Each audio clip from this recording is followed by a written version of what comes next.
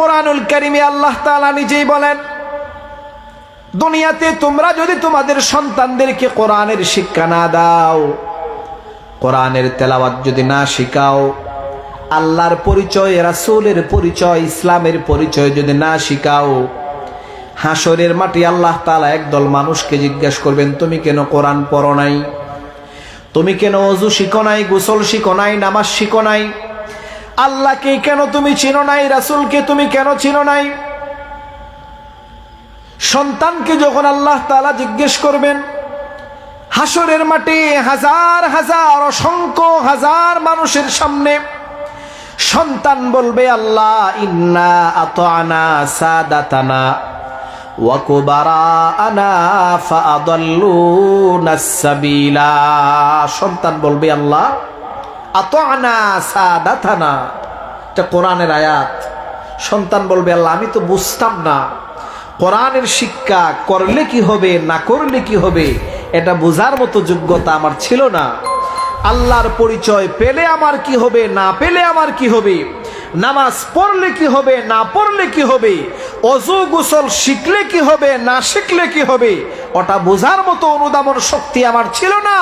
আতানা সাদাতানা ওয়া কুবারানা, আমাদের ফ্যামিলির বড় যারা ছিল তাদেরকে আমরা আতানা সাদাতানা, সাদা সাইয়্যিদার বহুবচন, সাদা অর্থ নেতা, আমার ফ্যামিলির, আমার গোষ্ঠীর, আমার বংশের, আমার ঘরের সবচেয়ে বড় যিনি, নেতা যিনি, এদেরকে আমরা অনুসরণ করতাম।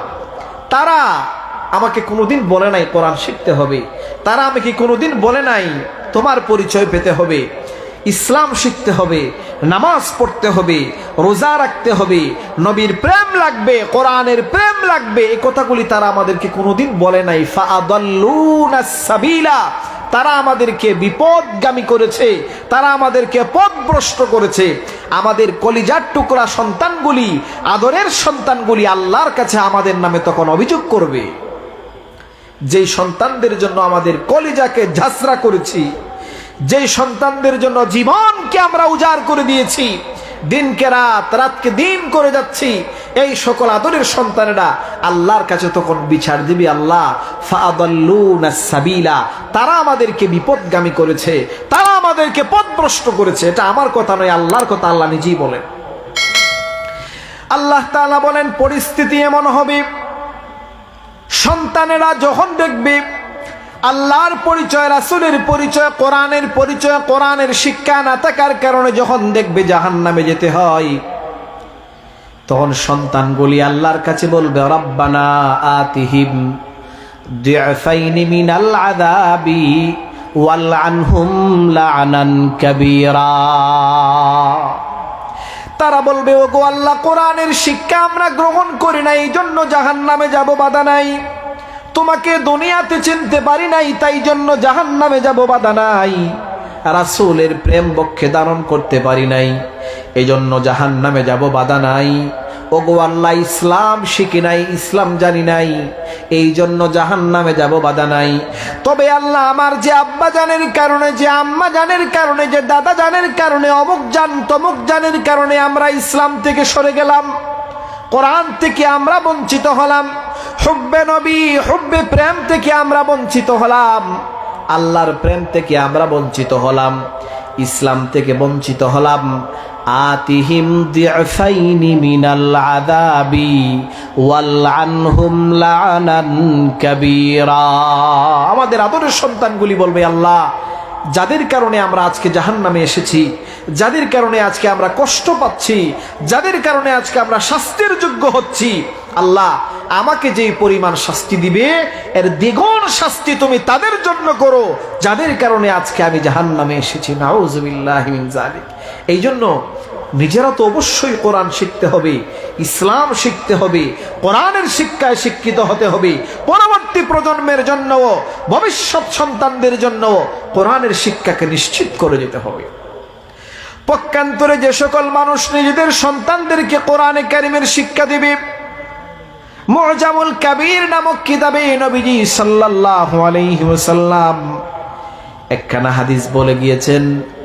নবীজি বলেন, মা মিন রাজুলিন ইউআল্লিমু ওয়ালাদাহুল কুরআনা ফিদ দুনিয়া ইল্লা তুইজা বাওয়াহু বিতাজিন ফিল জান্নাতি ইয়ারিফুহু আহলুহু বিতালিমিহি ওয়ালাদাহুল কুরআন ফিদ দুনিয়া।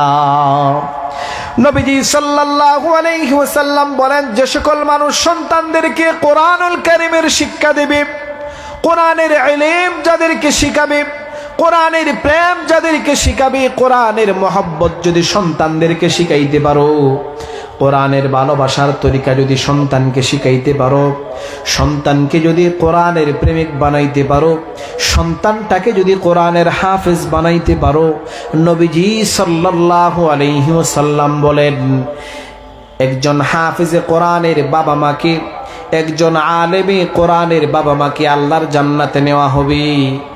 তুইজা আবাওয়াহু বিতাজিন ফিল জান্নাতি, আল্লাহর জান্নাতের ভিতরে সম্মানের একটা মুকুট পরিধান করানো হবে। অন্য হাদিসে নবীজি বলেন, এত সম্মানের মুকুট পরিধান করানো হবে, এত দামি এত সুন্দর একটা মুকুট পরিধান করানো হবে, এই মুকুটটা সূর্যের আলোর চাইতেও বেশি আলোদায়ক হবে। সারা দুনিয়ার সৌন্দর্যকে একত্র করলেও মুকুটের চল পরিমাণ সৌন্দর্য হবে না, এমন সুন্দর এমন দামি মুকুট পরিধান করে দিবেন। নবীজি বলেন, ইয়ারিফুহু আহলুল জান্নাতি বিতালিমিহি ওয়ালাদাহুল কুরআন ফিদ দুনিয়া। নবীজি বলেন, গোটা জান্নাতবাসী জেনে যাবে, বুঝে যাবে, দেখেই তারা বুঝতে পারবে, আরে তারা তো ওই আব্বা আম্মা, তারা তো ওই দুইজন মানুষ, ওই দুইজন বাবা মা যারা তাদের সন্তানদেরকে দুনিয়াতে কোরআনের শিক্ষা দিয়েছিল, কোরআনের আশিক বানিয়েছিল, কোরআনের প্রেমিক বানিয়েছিল, হাফেজে কোরআন বানিয়েছিল, আলেমে কোরআন বানিয়েছিল। কোরআনের বিনিময়ে আজকে এই হাফেজে কোরআন, আলেমে কোরআনের আব্বা আম্মাকে আল্লাহ তাআলা জান্নাতের ভিতরে জান্নাতের মুকুট পরিধান করাইয়া দিলেন। এজন্য সন্তানকেও কোরআনুল কারীমের শিক্ষা দিতে হবে, নিজেরাও কোরআনুল কারীমের শিক্ষা গ্রহণ করতে হবে, বেশি বেশি কোরআনুল কারীমের তেলাওয়াত করতে হবে। কোরআনুল কারীমের তেলাওয়াত বড় দামি একটা ইবাদত, বরকত নাজিল হবে, রহমত নাজিল হবে। মসজিদের যে পালকিটা, লাশ বহন করার যে পালকিটা, এই পালকিতে আমাদের সকলকে উঠতে হবে। অবশ্য কেউ জানি না আমরা কখন উঠব। এই জন্য কবি বলেন, হাম সব মুসাফির হায় ওহি আখির ঠিকানা, কোই আগে রওয়ানা হায় কোই পিছে রওয়ানা। দুনিয়াতে আমরা যারা আছি সকলেই মুসাফিরের হালতে আছি, সকলেই আমরা মুসাফিরের জিন্দেগি কাটাইতেছি। আমাদের আসল ঠিকানা এটা নয়, কবরের জগৎ, পরকালের জগৎ, ওটা হলো আমাদের আসল ঠিকানা। একটা সময় আমাদের সকলকেই পরপারে পাড়ি জমাতে হবে, সকলকে একটা সময় পরপারে আমাদেরকে পাড়ি জমাতে হবে। দুনিয়াতে আমরা আসার একটা সিরিয়াল হয়, কিন্তু যাওয়ার কোনো সিরিয়াল নাই। অনেক সময় দেখা যায় বাবার আগে সন্তান মরে যায়, বড় ভাইয়ের আগে ছোট ভাই মরে যায়,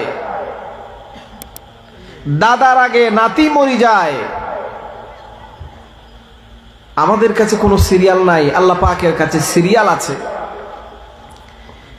এই জন্য সময়কে নষ্ট না করে, সামনে রমজানুল মুবারকের মাস, এই মাসে সময়কে কাজে লাগাতে হবে। আল্লাহ তাআলা আমাদের সকলকে এই মূল্যবান সময়কে কাজে লাগানোর তৌফিক দান করুন, আমরা বলি আমিন। আজকে আমরা অত্যন্ত ছোট্ট একখানা আয়াতে কারিমা তিলাওয়াত করেছি। রাসূল করিম সাল্লাল্লাহু আলাইহি ওয়াসাল্লামের রেখে যাওয়া অসংখ্য হাদিস থেকে ছোট্ট একখানা হাদিস তিলাওয়াত করেছি। আমাদের আলোচ্য আয়াতে আল্লাহ তাআলা বলেন, ওয়ারাত্তিলিল কুরআনা তারতিলা, তোমরা কোরআনে কারীমকে তারতিলের সাথে বিশুদ্ধভাবে ধীরস্থিরে তোমরা তেলাওয়াত করো। কোরআনে কারীম অত্যন্ত দামি একখান কিতাব, গোটা বিশ্বের বিস্ময়কর কিতাব, আজিমুশ শান কিতাব। আশ্চর্য ধরনের কিতাব, এরকম দামি কিতাব আল্লাহ তাআলা কাউকে দেন নাই, কোনো জমানার কোনো নবীকে দেন নাই। শুধুমাত্র কেবলমাত্র একমাত্র আমাদের নবীকে আল্লাহ তাআলা এই দামি কিতাবখানা দিয়েছিলেন। এই কোরআনে কারীম এমন দামি কিতাব, এই কোরআনে কারীমের সাথে যার সম্পর্ক হবে, যেভাবে সম্পর্ক হবে, যখনই সম্পর্ক হবে, আল্লাহ তাআলা তাকেই দামি বানায়া দিবেন।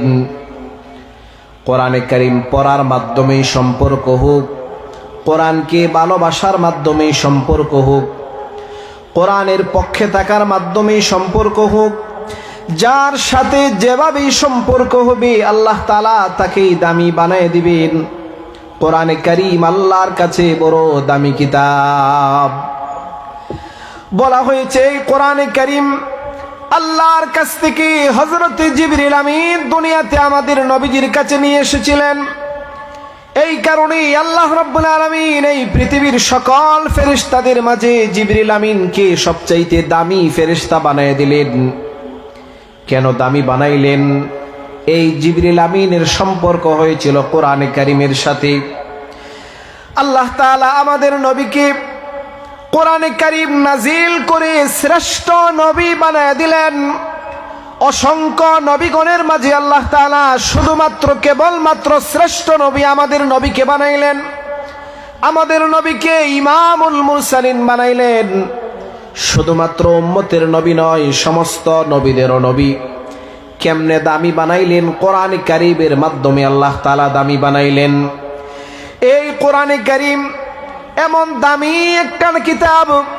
এই কোরআনে কারীম আমেরিকার মাটিতে নাজিল হয় নাই, ব্রিটেনের মাটিতে নাজিল হয় নাই, লন্ডনের মাটিতে নাজিল হয় নাই। এই কোরআনে কারীম কি আল্লাহ তাআলা আরব দেশের মক্কা নগরীতে নাজিল করেছিলেন, মদিনা নগরীতে নাজিল করেছিলেন। এই দুইটা নগরীকে কোরআন নাজিলের মাধ্যমে আল্লাহ তাআলা এমন দামি বানায় দিলেন, যখন কেউ মক্কা নাম নিবে মক্কার সাথে সাথে তার জন্য উচিত মক্কাতুল মুকাররমা বলা। মদিনার নাম যদি কেউ নেয় তার জন্য উচিত মদিনাতুল মুনাওয়ারা বলা।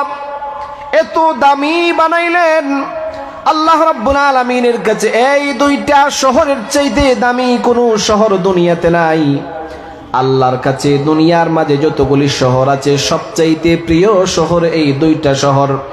একটা শহরের নাম হলো মক্কাতুল মুকাররমা, আরেকটা শহরের নাম হলো মদিনাতুল মুনাওয়ারা।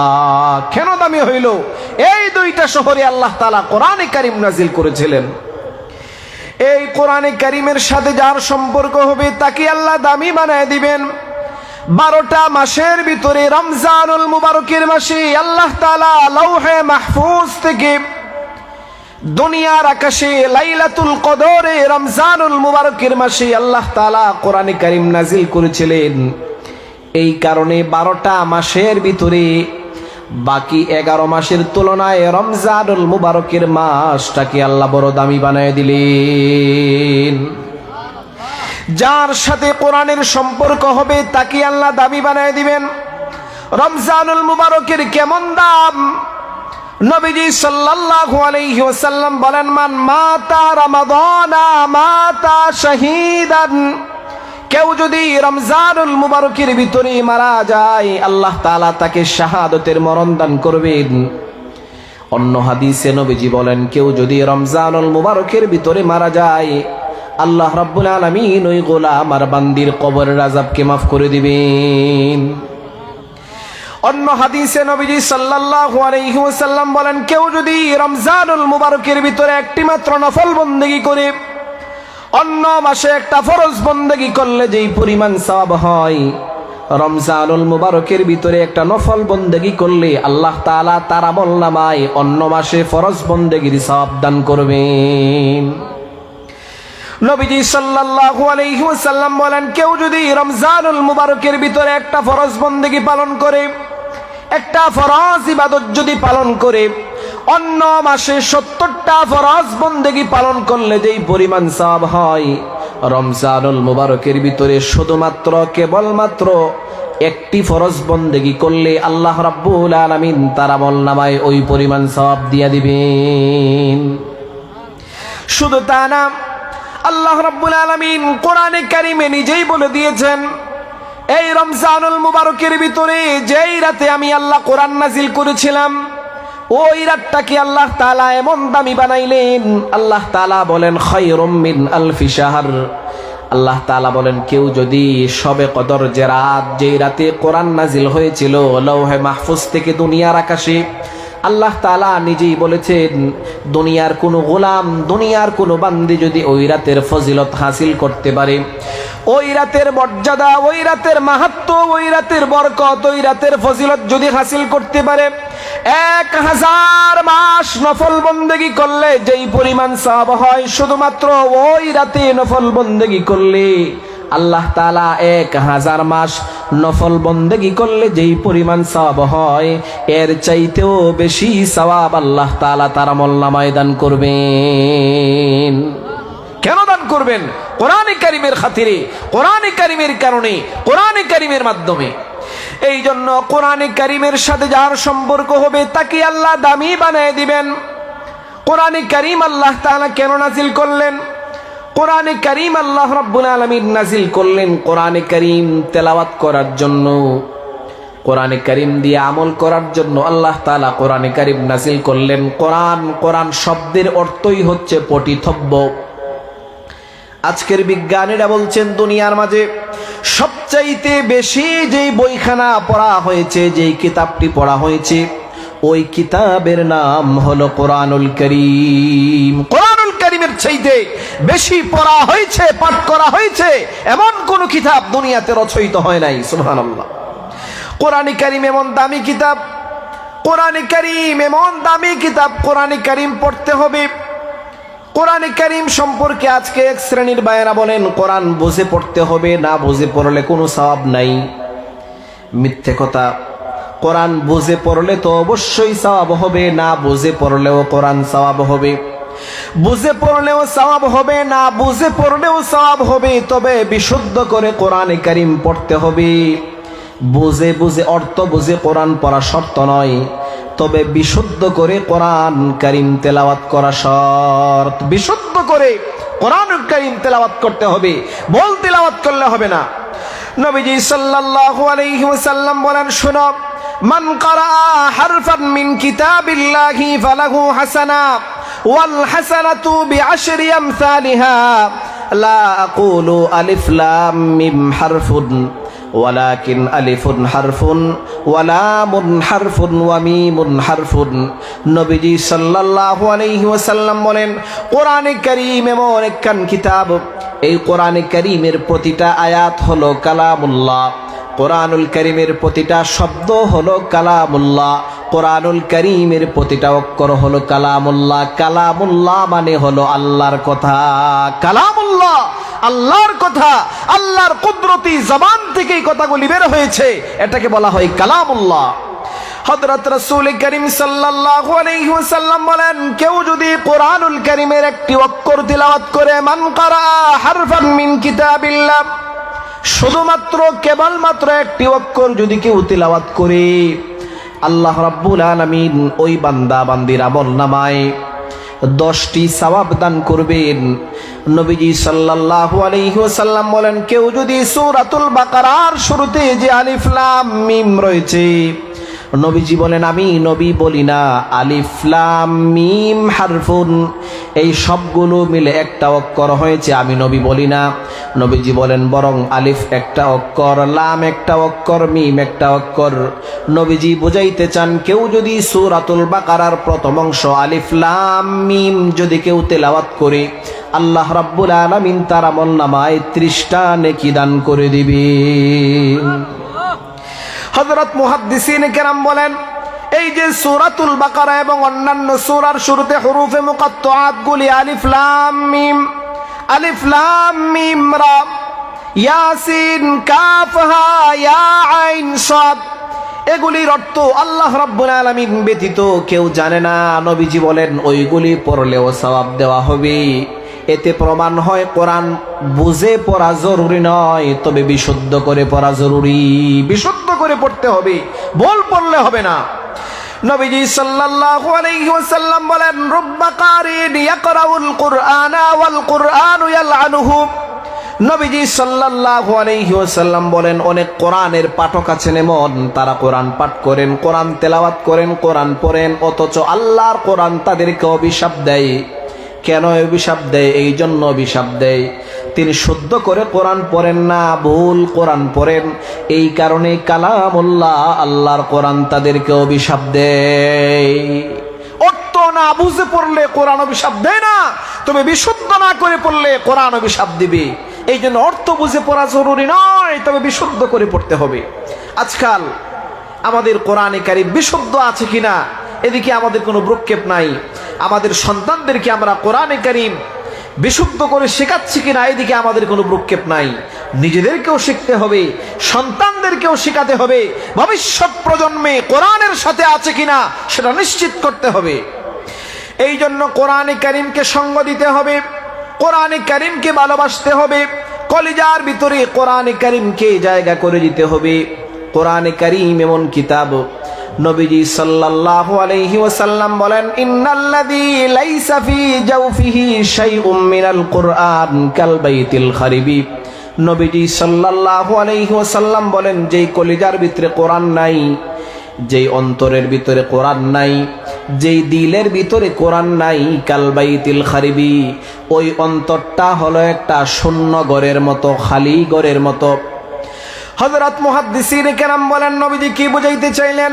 নবীজি বলেন, কেউ যদি একটা ঘর বানায়া দীর্ঘদিন পর্যন্ত খালি অবস্থায় রেখে দেয়, ওই ঘরটা যেভাবে শয়তানের বাসা হবে, ভূত প্রেতের বাসা হবে।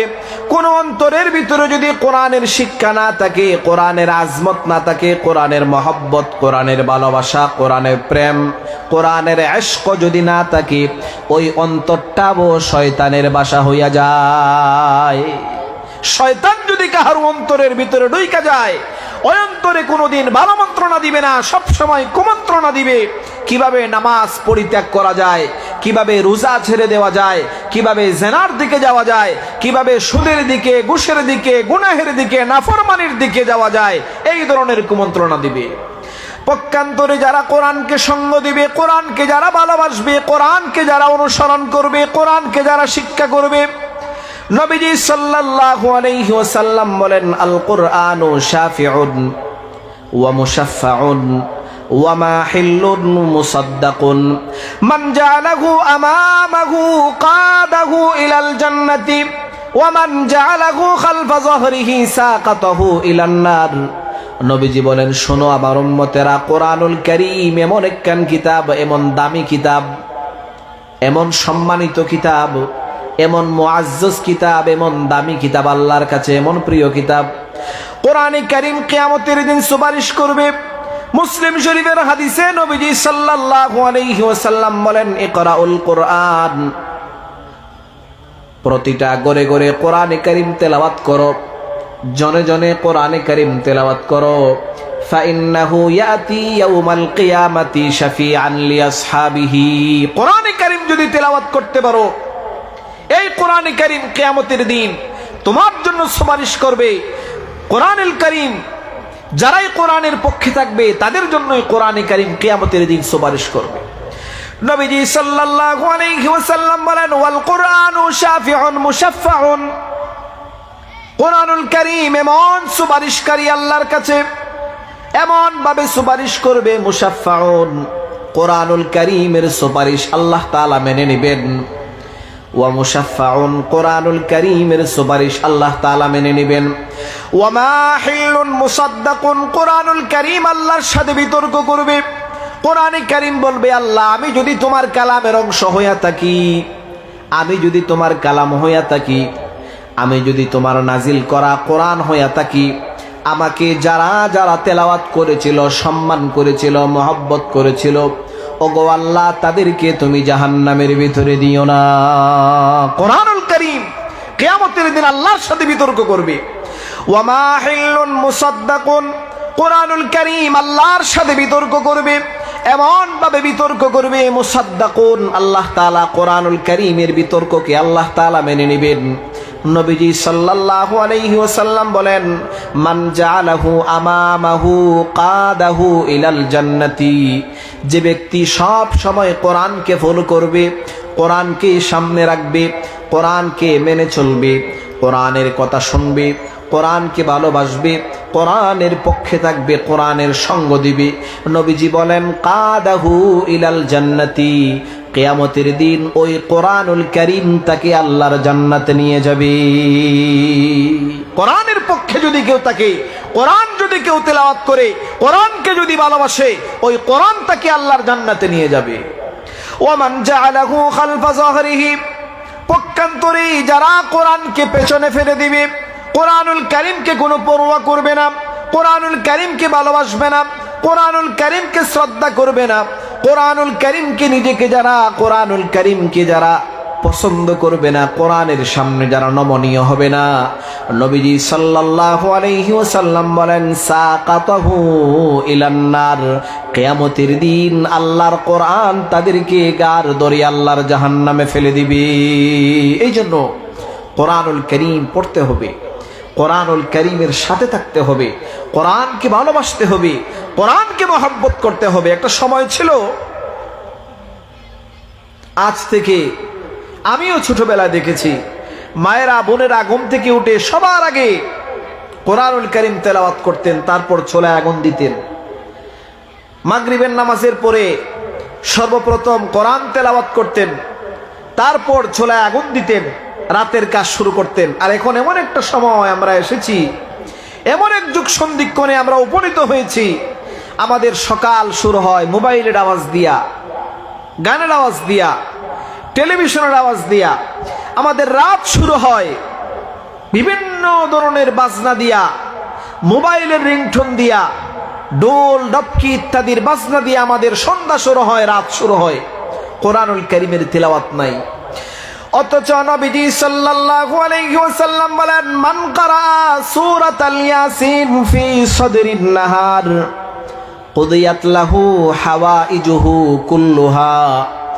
নবীজি সাল্লাল্লাহু আলাইহি ওয়াসাল্লাম বলেন, যে ব্যক্তি প্রতিদিন সূরাতুল ইয়াসিন তেলাওয়াত করবে সকালবেলা, যে ব্যক্তি প্রতিদিন সকালবেলা সূরাতুল ইয়াসিন তেলাওয়াত করবে, ওই ব্যক্তির যাবতীয় হাজতকে আল্লাহ তাআলা কুদরতিভাবে পূর্ণ করে দিবেন। যত হাজত হইতে পারে আল্লাহ তাআলা পূর্ণ করে দিবেন। কথাগুলো আমি বলি নাই, এটা আমার মুখের কথা নয়, এটা বিশ্ব নবী, যেই নবী সারা জীবনে একটি মিথ্যা কথাও বলেন নাই, ওই নবী বলে গিয়েছেন হাদিসে, যে করে সূরাতুল ইয়াসিনের তেলাওয়াত হবে সকালবেলা, ওই ঘরের মানুষের যাবতীয় হাজত আল্লাহ পূর্ণ করে দিবেন। সুবহানাল্লাহ। কোরআনুল কারীমের ভিতরে সূরাতুল ইয়াসিন বড় দামি সূরা।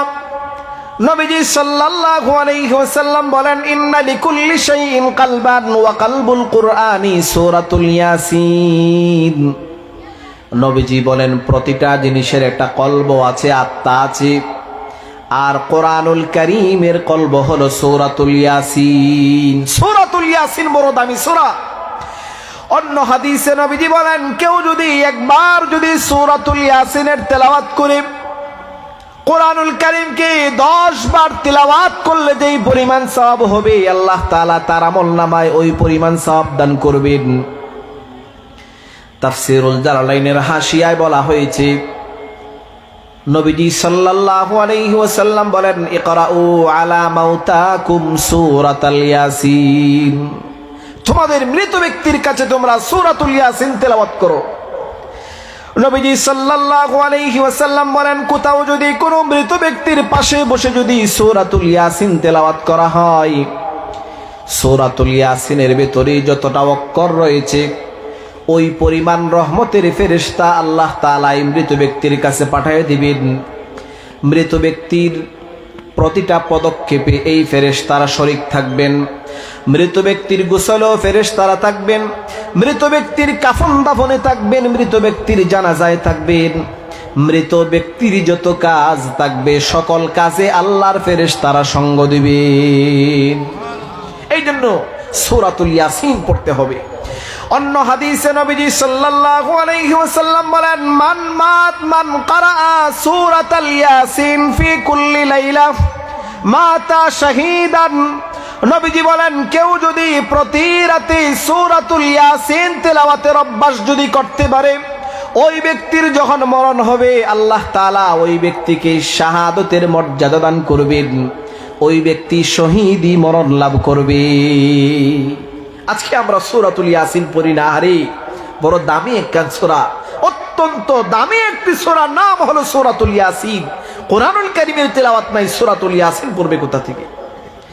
আরেকখান সূরা আছে সূরাতুল ওয়াকিআ, এই সূরাটাও বড় দামি সূরা। রাসূলুল্লাহর একজন সাহাবী হযরতে আব্দুল্লাহ ইবনে মাসউদ রাদিয়াল্লাহু আনহু, হযরতে আব্দুল্লাহকে নবীজি বড় ভালোবাসতেন, নবীজিও আব্দুল্লাহকে বড় ভালোবাসতেন। হযরতে আব্দুল্লাহ ইবনে মাসউদ ছিলেন একজন মুরব্বী সাহাবী, বয়োবৃদ্ধ সাহাবী।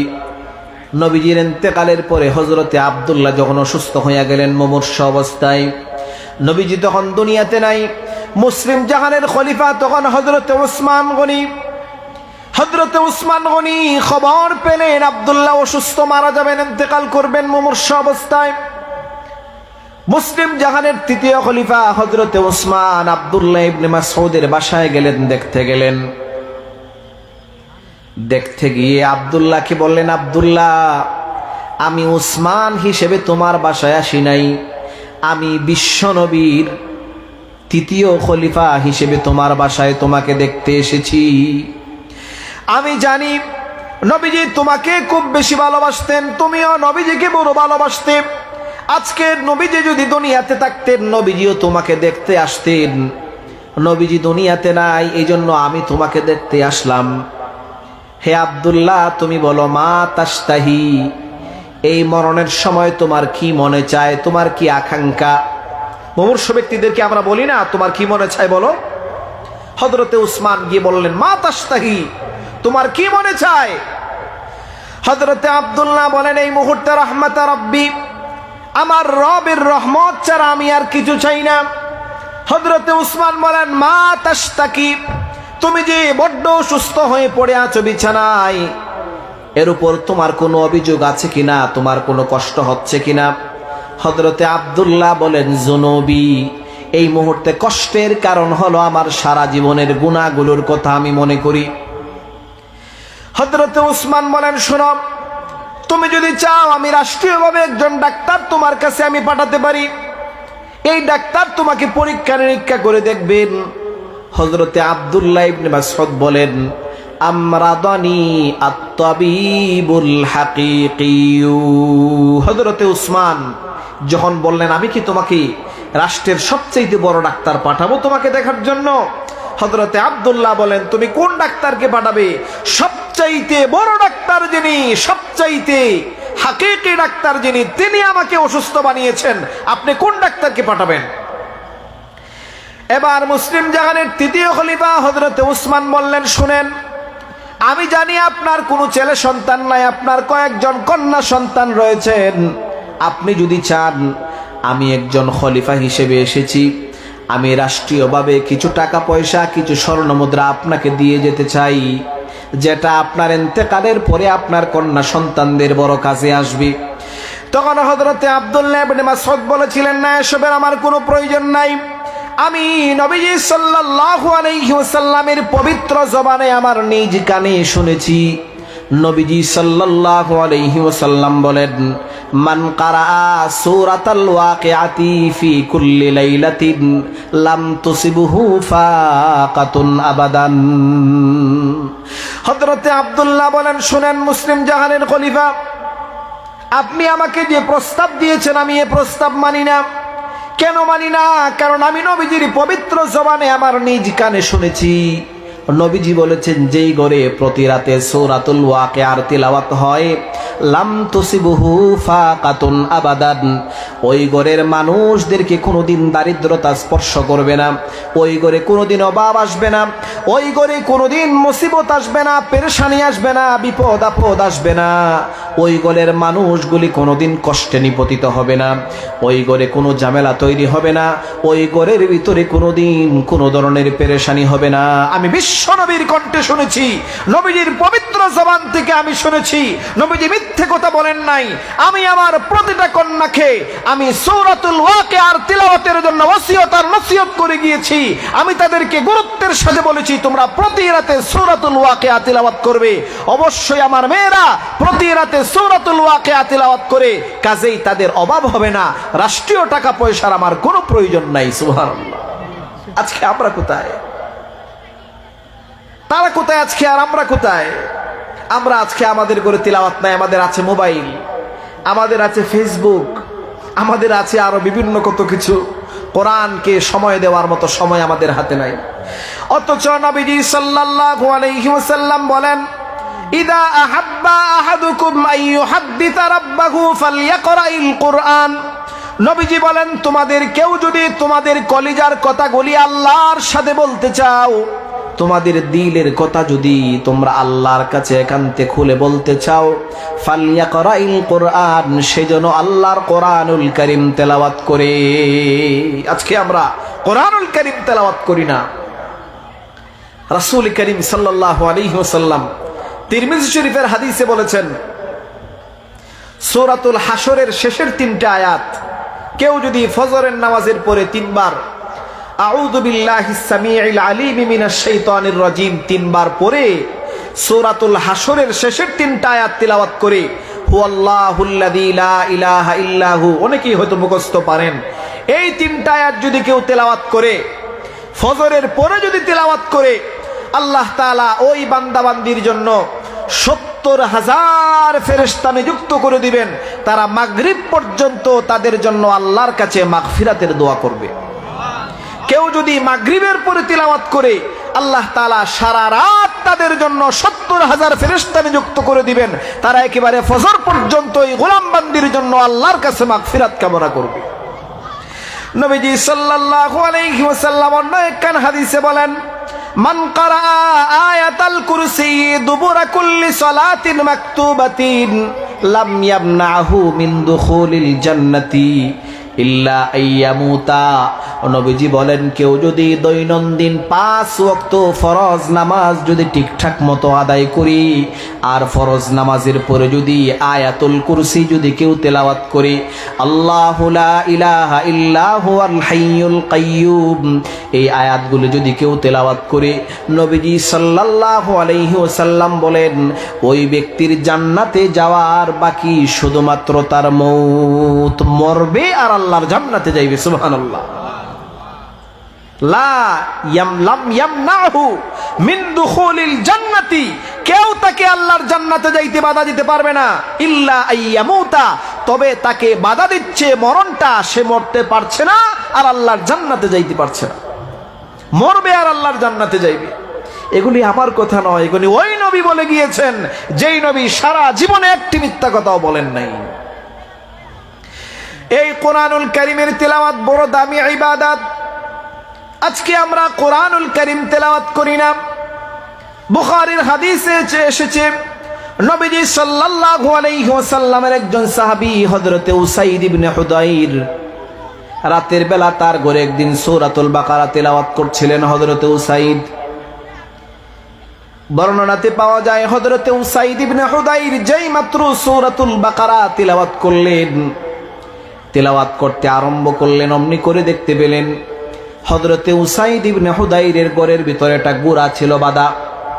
গুড়াটা লাফাইতে আরম্ভ করলো, এমন ভাবে লাফাইতে ছিল হযরতে উসাইর ভীত হইয়া গেলেন। হযরতে উসাইদ ইবনে হুদাইর ভয় পেয়ে গেলেন। ভয় পেয়ে গিয়ে তিনি তেলাওয়াত বন্ধ করে দিলেন। সাথে সাথে গোরাটি স্থির হইয়া গেল, থেমে গেল। বর্ণনাতে পাওয়া যায় হযরতে উসাইদ যখন ফজরের নামাজে গেলেন, নবীজিকে বললেন, ইয়া রাসূলুল্লাহ, গত রাতে এক আশ্চর্য ধরনের ঘটনা ঘটল। ইয়া রাসূলুল্লাহ, আমি যখন আমার ঘরে সন্ধ্যার পরে যখন সূরাতুল বাকারার তেলাওয়াত যখন আমি শুরু করলাম, আমি দেখতে পেলাম আমার ঘোড়াটা এমন ভাবে লাফাইতেছিল, আমি ভয় পেয়ে গেলাম না জানি কোনো অ্যাক্সিডেন্ট হইয়া যায়।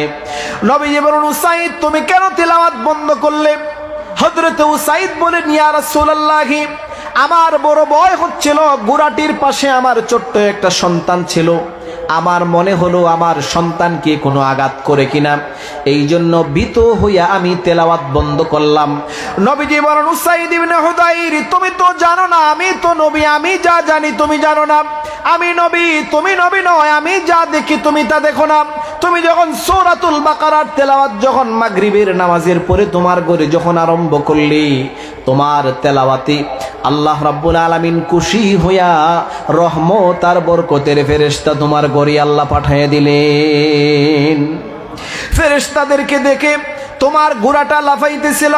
এ উসাইদ, তুমি যদি তেলাওয়াত বন্ধ না করতে, ফজর পর্যন্ত যদি তোমার ঘরে কোরআনুল কারীমের তেলাওয়াত যদি তুমি চালিয়ে যেতে, খোদার কসম ফজর পর্যন্ত আল্লাহর নূরের ফেরেশতারা তোমার ঘরের ভিতরে তোমার জন্য রহমত আর বরকতের দোয়া করত।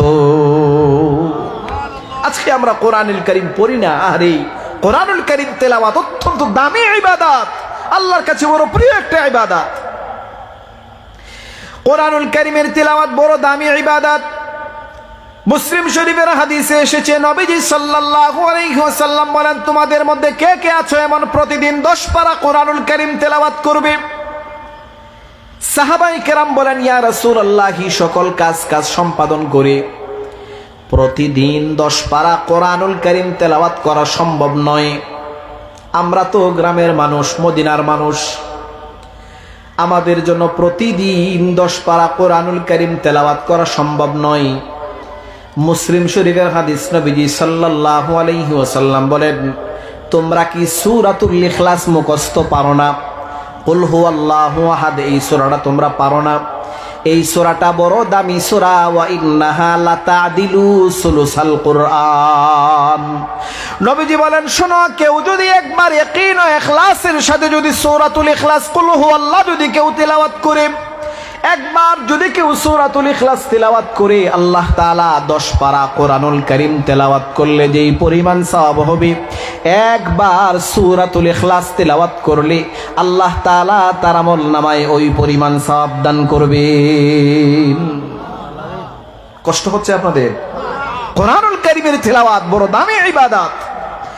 আজকে আমরা কোরআনুল কারীম পড়ি না। বুখারীর হাদিসে এসেছে অন্য বর্ণনায়, একজন সাহাবী এক জায়গায় ইমামতি করতেন। এখন আমরা যেভাবে প্রথম রাকাতে সূরাতুল ফাতিহা তেলাওয়াত করি, তারপরে আরেকটা সূরা মিলাই, ওই সাহাবী কি করলেন, প্রথম রাকাতে সূরাতুল ফাতিহা তেলাওয়াত করেন, তারপরে সূরাতুল ইখলাস তেলাওয়াত করেন, কুল হুয়াল্লাহু আহাদ, তারপরে আরেকটা সূরা মিলান। সাহাবায়ে কেরাম আশ্চর্য হইয়া গেলেন, আপনি এরকম করেন কেন? এইরকম নামাজ তো নবীজি আমাদেরকে শিক্ষা দেন নাই। সাহাবায়ে কেরাম যখন অভিযোগ করলেন, তিনি বলেন, আমি ওইভাবেই নামাজ পড়াবো। পরবর্তীতে যখন সাহাবায়ে কেরামগণ নবীজির কাছে যখন অভিযোগ করলেন, নবীজি বললেন, ইমাম সাহেবকে ডাকো। ইমাম সাহেবকে যখন ডেকে পাঠানো হলো, নবীজি সাল্লাল্লাহু আলাইহি ওয়াসাল্লাম বলেন, তুমি কেন এভাবে করো? প্রথম রাকাতে সূরাতুল ফাতিহা তেলাওয়াত করো, তারপরে সূরাতুল ইখলাস তেলাওয়াত করো, তারপরে আরেকটা সূরা তেলাওয়াত করো। তোমার এই অভ্যাস তুমি কোথায় পেলে? এই সূরা বেশি বেশি তেলাওয়াত করলে গড় রহমত নাজিল হয়, এই সূরা বেশি বেশি তেলাওয়াত করলে বরকত নাজিল হয়। এই কারণে ফাইন্নী উহিব্বু হাযিহিস সূরাতা ইয়া রাসূলুল্লাহ, ওগো নবীজি, আমি এই সূরাকে বড় পছন্দ করে ফেলেছি, আমি এই সূরার প্রেমে পড়ে গিয়েছি। এই সূরাকে আমি যত পড়ি তত মজা লাগে, তত ভালো লাগে। নবীজি বলেন, সাহাবী শোনো, হুব্বুকা ইয়াহা আদখালাকাল জান্নাতা, এই সূরার প্রতি তোমার যে অগাধ ভালোবাসা, এই সূরাতুল ইখলাসের তো অবশ্যই পারি, কিন্তু আমরা পড়ি না। তাফসীরুল জালালাইনে বলা হয়েছে, কেউ যদি 1000 বার পবিত্রতার সাথে সূরাতুল ইখলাস তিলাওয়াত করে, ইখলাস তিলাওয়াত করার পরে যেই দোয়া করবে, আল্লাহ তাআলা তার দোয়াকে কবুল করে নেবেন। সুবহানাল্লাহ। আরো বলা হয়েছে, কেউ যদি 200 বার সূরাতুল ইখলাস তিলাওয়াত করে, যত ধরনের পেরেশানি আছে আল্লাহ তাআলা তাকে পেরেশানি মুক্ত করে দিবেন। সুবহানাল্লাহ। সূরাতুল ইখলাস বড় দামি সূরা, পূর্ণ কোরআনই দামি, কিন্তু আমরা এই দামকে আমরা দাম দিতে জানি না। আমরা কোনো জিনিসকে মূল্যায়ন করতে ছিলি না। কত রাত আমরা নির্গুম কাটাই, মোবাইলকে আমরা কত সময় দেই, কিন্তু এই যে কালামুল্লাহ, আল্লাহর কথা, এটাকে আমরা সময় দেওয়ার মতো সময় আমাদের হাতে নাই। হাদিসে এসেছে নবীজি সাল্লাল্লাহু আলাইহি ওয়াসাল্লাম বলেন, মান তালা আয়াতাম মিন কিতাবিল্লাহি কানাত লাহু নূরান ইয়াউমাল কিয়ামাতি। কেউ যদি কোরআনুল কারীমের একটি মাত্র আয়াত যদি তেলাওয়াত করে, কানাত লাহু নূরান ইয়াউমাল কিয়ামাতি, হাসরের অন্ধকার মাঠে যেখানে কেউ কাউকে চিনতে পারবে না, অন্ধকার অন্ধকার, ওই মুহূর্তে তার পঠিত তেলাওয়াতকৃত আয়াতটা তার জন্য নূর হয়ে যাবে, আলো হয়ে যাবে, বাতি হইয়া তাকে আল্লাহর জান্নাতে নিয়ে যাবে।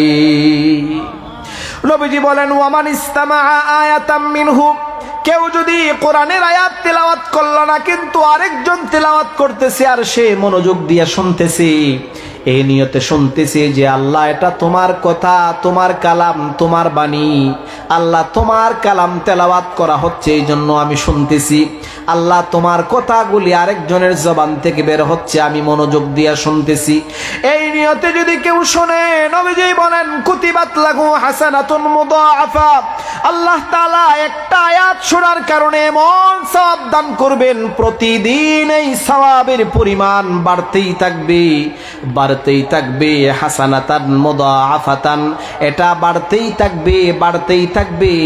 কিয়ামতের মাঠে যাওয়ার পরে সে দেখবে এক একটা শ্রুত আয়াতের সওয়াব উহুদ পাহাড়ের চাইতে বেশি বড় হয়ে গেছে।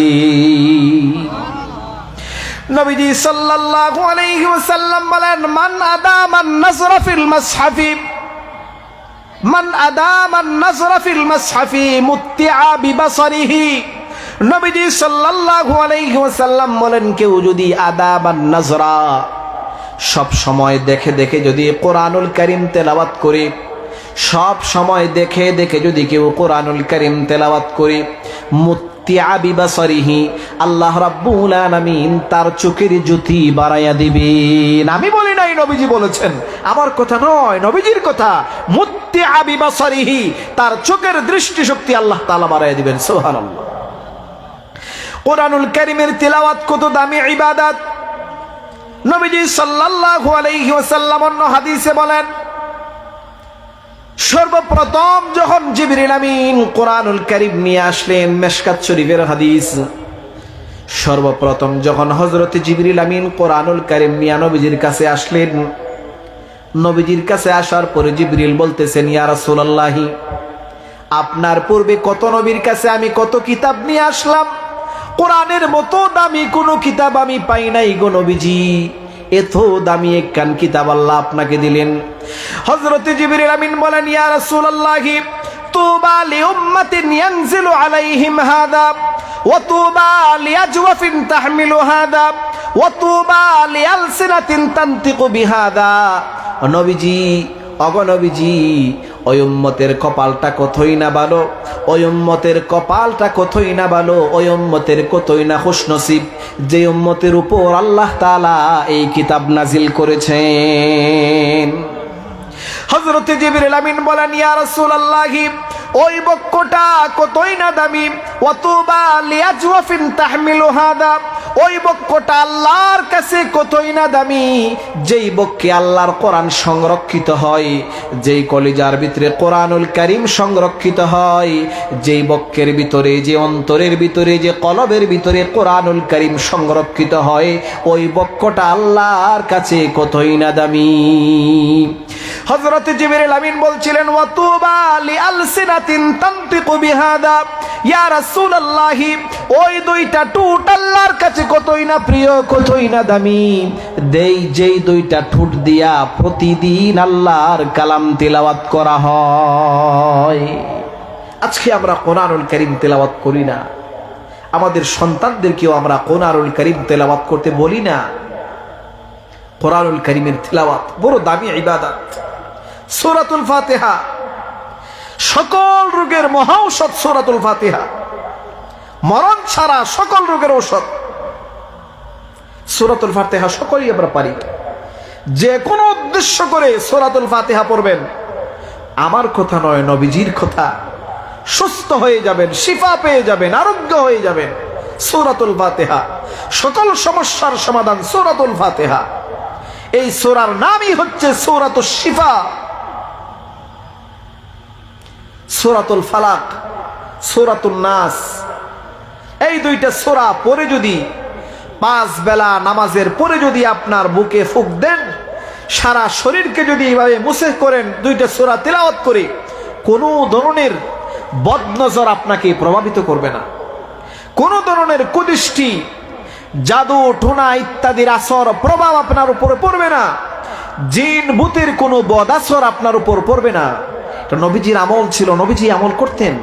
আল্লাহ তাআলা নবীজিকে শিখিয়ে দিয়েছিলেন কোরআনুল কারীমের তিলাওয়াত বড় দামি ইবাদত। নবীজি সাল্লাল্লাহু আলাইহি ওয়াসাল্লাম বলেন, শোনো, কোরআনুল কারীমের ভিতরে আরেকখানা সূরা আছে, তাশফাউ হিয়াল মানিআতুল মুনজিয়াতু তুনজিহি মিন আযাবিল কবরি ওয়া হিয়া সূরাতুল মুলক। নবীজি সাল্লাল্লাহু আলাইহি ওয়াসাল্লাম বলেন, কোরআনুল কারীমের ভিতরে একখানা সূরা আছে, এই সূরার নাম হলো সূরাতুল মুলক। 29 নম্বর পারার সর্বপ্রথম সূরা। নবীজি সাল্লাল্লাহু আলাইহি ওয়াসাল্লাম বলেন, কেউ যদি এই সূরা দুনিয়াতে যদি কেউ তেলাওয়াত করতে পারে, এই সূরা যদি কেউ তেলাওয়াত করতে পারে প্রতিদিন রাতে, নবীজি সাল্লাল্লাহু আলাইহি ওয়াসাল্লাম বলেন, প্রতি রাতে যদি কেউ এই সূরাতুল মুলক যদি কেউ তেলাওয়াত করে, তেলাওয়াত করার পরে যখন ওই বান্দা মারা যাবে, তাকে যখন কবরস্থ করা হবে, তার কবরে যদি আযাবের ফেরেশতা আসে, আযাবের ফেরেশতা যেই দিক থেকে আসবে ওই দিক থেকে সূরাতুল মুলক হাজির হয়ে যাবে। হাদিসে বলা হয়েছে, আযাবের ফেরেশতা যখন তার মাথার দিকে আসবে, সূরাতুল মুলক তার মাথার দিকে আসবে। আযাবের ফেরেশতা যখন ডান দিকে, সূরাতুল মুলক ডান দিকে। আযাবের ফেরেশতা যখন বাম দিকে, সূরাতুল মুলক বাম দিকে। আযাবের ফেরেশতা যখন পায়ের দিকে, সূরাতুল মুলক পায়ের দিকে বাধা দিবে। শেষ পর্যন্ত সূরাতুল মুলক বলবে, ওগো আল্লাহ, আমি যদি তোমার কালাম হইয়া থাকি, আমি যদি তোমার কালামের অংশ হইয়া থাকি, তোমার এই গোলাম আমি সূরাতুল মুলক তেলাওয়াত করত, ওগো আল্লাহ, আমি তোমার কালামের অংশ হইয়া বলি, তোমার এই গোলামকে তুমি কষ্ট দিও না। এর নাম হলো সূরাতুল মুলক। এটা আমি বলি নাই, এটা নবীজি বলছেন। হিয়াল মানিআতুল মুনজিয়াতু তুনজিহি মিন আযাবিল কবরি, কবরের আযাব থেকে রক্ষা করে দিবে। কবরের আযাব দেওয়া হবে না ওই বান্দাকে, ওই বান্দা বান্দিকে কবরে আযাব দেওয়া হবে না যেই বান্দা বান্দি দুনিয়াতে সূরাতুল মুলক তেলাওয়াত করবে প্রতি রাতে। সুবহানাল্লাহ। আমরা তেলাওয়াত করব তো ইনশাআল্লাহ। কোরআনুল কারীমের তেলাওয়াত বড় দামি ইবাদত। নবীজি সাল্লাল্লাহু আলাইহি ওয়াসাল্লাম বলেন, খায়রুকুম মান তাআল্লামাল কুরআন ওয়া আল্লামাহু। দুনিয়াতে সবচেয়ে দামি হলেন ওই সকল মানুষ যারা নিজেরাও কোরআন শিখেন, অন্য কেউ কোরআন শিখার ব্যবস্থা করেন। তারা আল্লাহর বিচার মতে বড় দামি, তারা আল্লাহর আদালতে বড় দামি। কোরআন নিজে শিখেন, অন্যকে শিক্ষা দেন। অন্যকে শিক্ষা দেন কথাটার অর্থ হলো তিনি উস্তাদও হইতে পারেন, অথবা তিনি কোনো কোরআনের উস্তাদ নয় কিন্তু আরেকজনকে শিখাইতে সহযোগিতা করেন।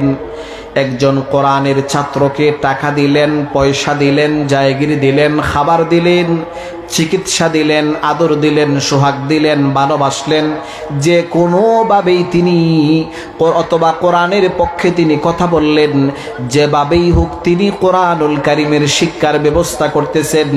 নবীজি বলেন, এই দুই শ্রেণীর মানুষ আল্লাহর কাছে সবচাইতে বড় দামি। এটা বুখারী শরীফের হাদিস। সবচাইতে দামি মানুষ তারা যারা কোরআন শিখে এবং কোরআন শিখায়। সুবহানাল্লাহ। অন্য হাদিসে এসেছে, নবীজি সাল্লাল্লাহু আলাইহি ওয়াসাল্লাম বলেন, আবু হুরায়রা, ইয়া আবা হুরায়রা তাআল্লামিল কুরআনা ওয়া আল্লিমুহুন নাস ওয়া লা তাযালু কাযালিকা হাত্তা ইয়াতিয়াকাল মাউত ফাইন আতাকাল মাউতু আনতা কাযালিকা জারাতিল মালাইকাতু কবরাকা কামা ইউজারুল বাইতুল আতীক। নবীজি বলেন, আবু হুরায়রা, তাআল্লামিল কুরআন, তুমি নিজে কোরআন শিখো, ওয়া আল্লিমুহুন নাস, অন্যান্য মানুষদেরকে কোরআন শিক্ষা দাও, ওয়ালা তাযালু কাযালিকা, সব সময় তুমি এই কাজ করো, সব সময় সর্বদা, দিনে রাতে সব সময় কোরআন শিখো, অন্যকে কোরআন শিখাও। হাত্তা ইয়াতিয়াকাল মউত, মরণ পর্যন্ত তুমি এই কাজে লেগে থাকো। নবীজি সাল্লাল্লাহু আলাইহি ওয়াসাল্লাম বলেন, ফাইন আতাকাল মাউতু ওয়া আনতা কাযালিকা, তোমার কাছে যদি মালাকুল মউত যদি আইসা যায়, মালাকুল মউত আইসা যদি দেখে তুমি এই কাজে নিয়োজিত, হয়তো তুমি নিজে কোরআন শিখতেছো অথবা অন্যকে তুমি কোরআন শিখাইতেছো, এই কাজে যদি তোমাকে মালাকুল মউত পেয়ে যায়, নবীজি সাল্লাল্লাহু আলাইহি ওয়াসাল্লাম বলেন, ওই অবস্থায় যদি তোমার মরণ হয়ে যায়, জারাতিল মালাইকাতু কবরাকা কামা ইউজারুল বাইতুল আতীক। নবীজি বলেন, দুনিয়ার বাইতুল্লাহকে, দুনিয়ার কাবা ঘরকে যেভাবে প্রতিদিন হাজার হাজার মানুষ, এটা আমার কথা নয়, নবীজির কথা। এই জন্য কোরআনুল কারীম পড়তে হবে, কোরআনকে ভালোবাসতে হবে, কোরআনকে শিখতে হবে, পরবর্তী প্রজন্মের জন্য কোরআনের শিক্ষাকে নিশ্চিত করতে হবে। আজকে আমরা আমাদের সন্তানদেরকে আমরা কোরআন শিখাই না, আমাদের সন্তানদেরকে আমরা ইংরেজি শিখাই, বাংলা শিখাই, গণিত শিখাই, গানের মাস্টার পর্যন্ত অনেক জায়গায় আছে, গ্রামগঞ্জে হয়তো নাও থাকতে পারে, শহরগুলিতে গানের মাস্টারও আছে, বাজনা একতারা দুতারা বাজানো শিখায়, এটার মাস্টারও আছে অনেক জায়গায়। আমাদের সন্তানরা যখন ইংরেজিতে মার্ক কম পায়, গণিতে মার্ক কম পায়, বাবা মার মন খারাপ। কিন্তু আমার ছেলে আমার মেয়ে কোরআনে মার্ক কম পেল, এতে বাবা মার কোনো কিছু করণীয় নাই, মন খারাপ নয়, তারা খুশি। মনে রাখতে হবে, তাদেরকে কোরআন শিক্ষা দিতে হবে। কোরআনের শিক্ষাটা বড় দামি। যদি আমরা আমাদের সন্তানদেরকে কোরআন শিখাইতে পারি, কোরআনের জ্ঞান যদি আমরা তাদেরকে দিতে পারি, এই সন্তান আপনাকে আমাকে ভবিষ্যতে বৃদ্ধকালে আমাদেরকে বৃদ্ধাশ্রমে রেখে আসবে না। আজকে পত্রপত্রিকা খুলেন, দেখেন, আজকে তো ফেসবুক মিডিয়ার যুগ, খুললেই দেখতে পারবেন বিদেশে, অন্যান্য দেশে, আমাদের দেশে, ইন্ডিয়াতেও আছে, বাংলাদেশে অলরেডি বৃদ্ধাশ্রম তৈরি হয়ে গিয়েছে। আজকে দেখা গিয়েছে, বিগত কয়েক বছর আগে যে করোনা ভাইরাস ছিল, ওই সময় দেখা গিয়েছে বাবা মার প্রতি, মুরব্বীদের প্রতি সন্তানদের কতটা প্রেম আর ভালোবাসা। প্রেম নাই, মহব্বত নাই, কেন নাই? কোরআনের শিক্ষা নাই। বাবা মা কি কতটুকু ভালোবাসতে হবে, কতটুকু শ্রদ্ধা করতে হবে, তাদের প্রতি কতটা প্রেম নিবেদন করতে হবে, ওই শিক্ষা নাই। কোরআনের শিক্ষা যদি থাকতো, ওই সন্তান তাদেরকে বৃদ্ধাশ্রমে কোনোদিন রেখে আসবে না। আপনি যত কষ্টেই থাকেন, সন্তান আপনাকে শতভাগ শ্রদ্ধা করবে, আপনাকে আজমত করবে, মহব্বত করবে। কোরআনুল কারীমে আল্লাহ তাআলা নিজেই বলেন, দুনিয়াতে তোমরা যদি তোমাদের সন্তানদেরকে কোরআনের শিক্ষা না দাও, কোরআনের তেলাওয়াত যদি না শিখাও, আল্লাহর পরিচয়, রাসূলের পরিচয়, ইসলামের পরিচয় যদি না শিখাও, হাসরের মাঠে আল্লাহ তাআলা একদল মানুষকে জিজ্ঞাসা করবেন, তুমি কেন কোরআন পড়ো নাই? তুমি কেন ওযু শিখো নাই, গোসল শিখো নাই, নামাজ শিখো নাই? আল্লাহকে কেন তুমি চিনো নাই? রাসূলকে তুমি কেন চিনো নাই? সন্তানকে যখন আল্লাহ তাআলা জিজ্ঞেস করবেন হাসরের মাঠে, হাজার হাজার, অসংখ্য হাজার মানুষের সামনে, সন্তান বলবে, আল্লাহ ইন্না আতানা সাদাতানা ওয়া কুবারানা ফাআদাল্লুনাস সাবিলা। সন্তান বলবে, আল্লাহ আতানা সাদাতানা, এটা কোরআনের আয়াত। সন্তান বলবে, আল্লাহ আমি তো বুঝতাম না, কোরআনের শিক্ষা করলে কি হবে, না করলে কি হবে, এটা বোঝার মতো যোগ্যতা আমার ছিল না। আল্লাহর পরিচয় পেলে আমার কি হবে, না পেলে আমার কি হবে, নামাজ পড়লে কি হবে, না পড়লে কি হবে, ওযু গোসল শিখলে কি হবে, না শিখলে কি হবে, ওটা বোঝার মতো অনুধাবন শক্তি আমার ছিল না। আতানা সাদাতানা ওয়া কুবারানা, আমাদের ফ্যামিলির বড় যারা ছিল তাদেরকে আমরা আতানা সাদাতানা, সাদা, সাইয়্যিদার বহুবচন, সাদা অর্থ নেতা। আমার ফ্যামিলির, আমার গোষ্ঠীর, আমার বংশের, আমার ঘরের সবচেয়ে বড় যিনি, নেতা যিনি, এদেরকে আমরা অনুসরণ করতাম। তারা আমাকে কোনোদিন বলে নাই কোরআন শিখতে হবে, তারা আমাকে কোনোদিন বলে নাই তোমার পরিচয় পেতে হবে। ইসলাম শিখতে হবে, নামাজ পড়তে হবে, রোজা রাখতে হবে, নবীর প্রেম লাগবে, কোরআনের প্রেম লাগবে। এই কথাগুলি তারা আমাদেরকে কোনোদিন বলে নাই। ফাআদাল্লুনাস সাবিলা, তারা আমাদেরকে বিপদগামী করেছে, তারা আমাদেরকে পথভ্রষ্ট করেছে। আমাদের কলিজার টুকরা সন্তানগুলি, আদরের সন্তানগুলি আল্লাহর কাছে আমাদের নামে তখন অভিযোগ করবে। যেই সন্তানদের জন্য আমাদের কলিজাকে ঝাঁসরা করেছি, যেই সন্তানদের জন্য জীবনকে আমরা উজাড় করে দিয়েছি, দিনকে রাত, রাতকে দিন করে যাচ্ছি, এই সকল আদরের সন্তানেরা আল্লাহর কাছে তখন বিচার দিবি, আল্লাহ ফাআদাল্লুনাস সাবিলা, তারা আমাদেরকে বিপদগামী করেছে, তারা আমাদেরকে পথভ্রষ্ট করেছে। এটা আমার কথা নয়, আল্লাহর কথা, আল্লাহ নিজেই বলেন।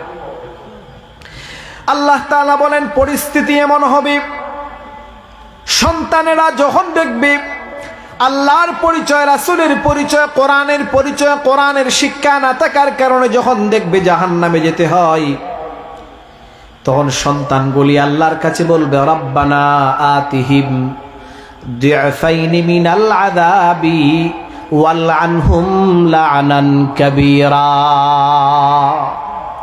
তারা বলবে, ওগো আল্লাহ, কোরআনের শিক্ষা আমরা গ্রহণ করি নাই, এই জন্য জাহান্নামে যাব, বাধা নাই। তোমাকে দুনিয়াতে চিনতে পারি নাই, তাই জন্য জাহান্নামে যাব, বাধা নাই।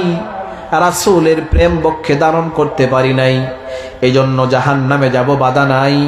ওগো আল্লাহ, ইসলাম শিখি নাই, ইসলাম জানি নাই, এই জন্য জাহান্নামে যাব, বাধা নাই। তবে আল্লাহ, আমার যে আব্বা জানের কারণে, যে আম্মা জানের কারণে, যে দাদা জানের কারণে, অমুক জান তমুক জানের কারণে আমরা ইসলাম থেকে সরে গেলাম, কোরআন থেকে আমরা বঞ্চিত হলাম, হুব্বে নবী, হুব্বে প্রেম থেকে আমরা বঞ্চিত হলাম, আল্লাহর প্রেম থেকে আমরা বঞ্চিত হলাম, ইসলাম থেকে বঞ্চিত হলাম। আতিহিম দি'ফাইনি মিনাল আযাবি ওয়ালআনহুম লা'নান কাবীরা। আমাদের আদরের সন্তানগুলি বলবে, আল্লাহ, যাদের কারণে আমরা আজকে জাহান্নামে এসেছি, যাদের কারণে আজকে আমরা কষ্ট পাচ্ছি, যাদের কারণে আজকে আমরা শাস্তির যোগ্য হচ্ছি, আল্লাহ, আমাকে যে পরিমাণ শাস্তি দিবে এর দ্বিগুণ শাস্তি তুমি তাদের জন্য করো যাদের কারণে আজকে আমি জাহান্নামে এসেছি। নাউযুবিল্লাহি মিন যালিক। এই জন্য নিজেরা তো অবশ্যই কোরআন শিখতে হবে, ইসলাম শিখতে হবে, কোরআনের শিক্ষায় শিক্ষিত হতে হবে। পরবর্তী প্রজন্মের জন্য, ভবিষ্যৎ সন্তানদের জন্য কোরআনের শিক্ষাকে নিশ্চিত করে যেতে হবে। পক্ষান্তরে যে সকল মানুষ নিজেদের সন্তানদেরকে কোরআনে কারিমের শিক্ষা দিবে, মুআজামুল কাবীর নামক কিতাবে নবীজি সাল্লাল্লাহু আলাইহি ওয়াসাল্লাম একখানা হাদিস বলে গিয়েছেন। নবীজি বলেন, মা মিন রাজুলিন ইউআল্লিমু ওয়ালাদাহুল কুরআনা ফিদ দুনিয়া ইল্লা তুওয়িজা বাওয়াহু বিতাজিন ফিল জান্নাতি ইয়ারিফুহু আহলুহু বিতালিমিহি ওয়ালাদাহুল কুরআনা ফিদ দুনিয়া।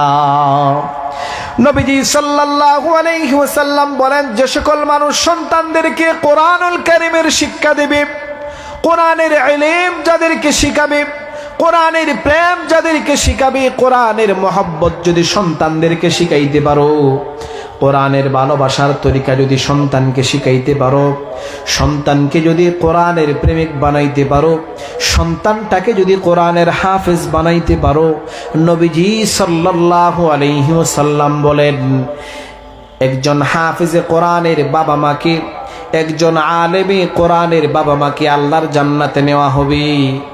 তুইজা আবাওয়াহু বিতাজিন ফিল জান্নাতি, আল্লাহর জান্নাতের ভিতরে সম্মানের একটা মুকুট পরিধান করানো হবে। অন্য হাদিসে নবীজি বলেন, এত সম্মানের মুকুট পরিধান করানো হবে, এত দামি, এত সুন্দর একটা মুকুট পরিধান করানো হবে, এই মুকুটটা সূর্যের আলোর চাইতেও বেশি আলোদায়ক হবে। সারা দুনিয়ার সৌন্দর্যকে একত্র করলেও মুকুটের চল পরিমাণ সৌন্দর্য হবে না, এমন সুন্দর, এমন দামি মুকুট পরিধান করে দিবেন। নবীজি বলেন, ইয়ারিফুহু আহলুল জান্নাতি বিতালিমিহি ওয়ালাদাহুল কুরআনা ফিদ দুনিয়া। নবীজি বলেন, গোটা জান্নাতবাসী জেনে যাবে, বুঝে যাবে, দেখেই তারা বুঝতে পারবে, আরে তারা তো ওই আব্বা আম্মা, তারা তো ওই দুইজন মানুষ, ওই দুইজন বাবা মা যারা তাদের সন্তানদেরকে দুনিয়াতে কোরআনের শিক্ষা দিয়েছিল, কোরআনের আশিক বানিয়েছিল, কোরআনের প্রেমিক বানিয়েছিল, হাফেজে কোরআন বানিয়েছিল, আলেমে কোরআন বানিয়েছিল। কোরআনের বিনিময়ে আজকে এই হাফেজে কোরআন, আলেমে কোরআনের আব্বা আম্মাকে আল্লাহ তাআলা জান্নাতের ভিতরে জান্নাতের মুকুট পরিধান করাইয়া দিলেন।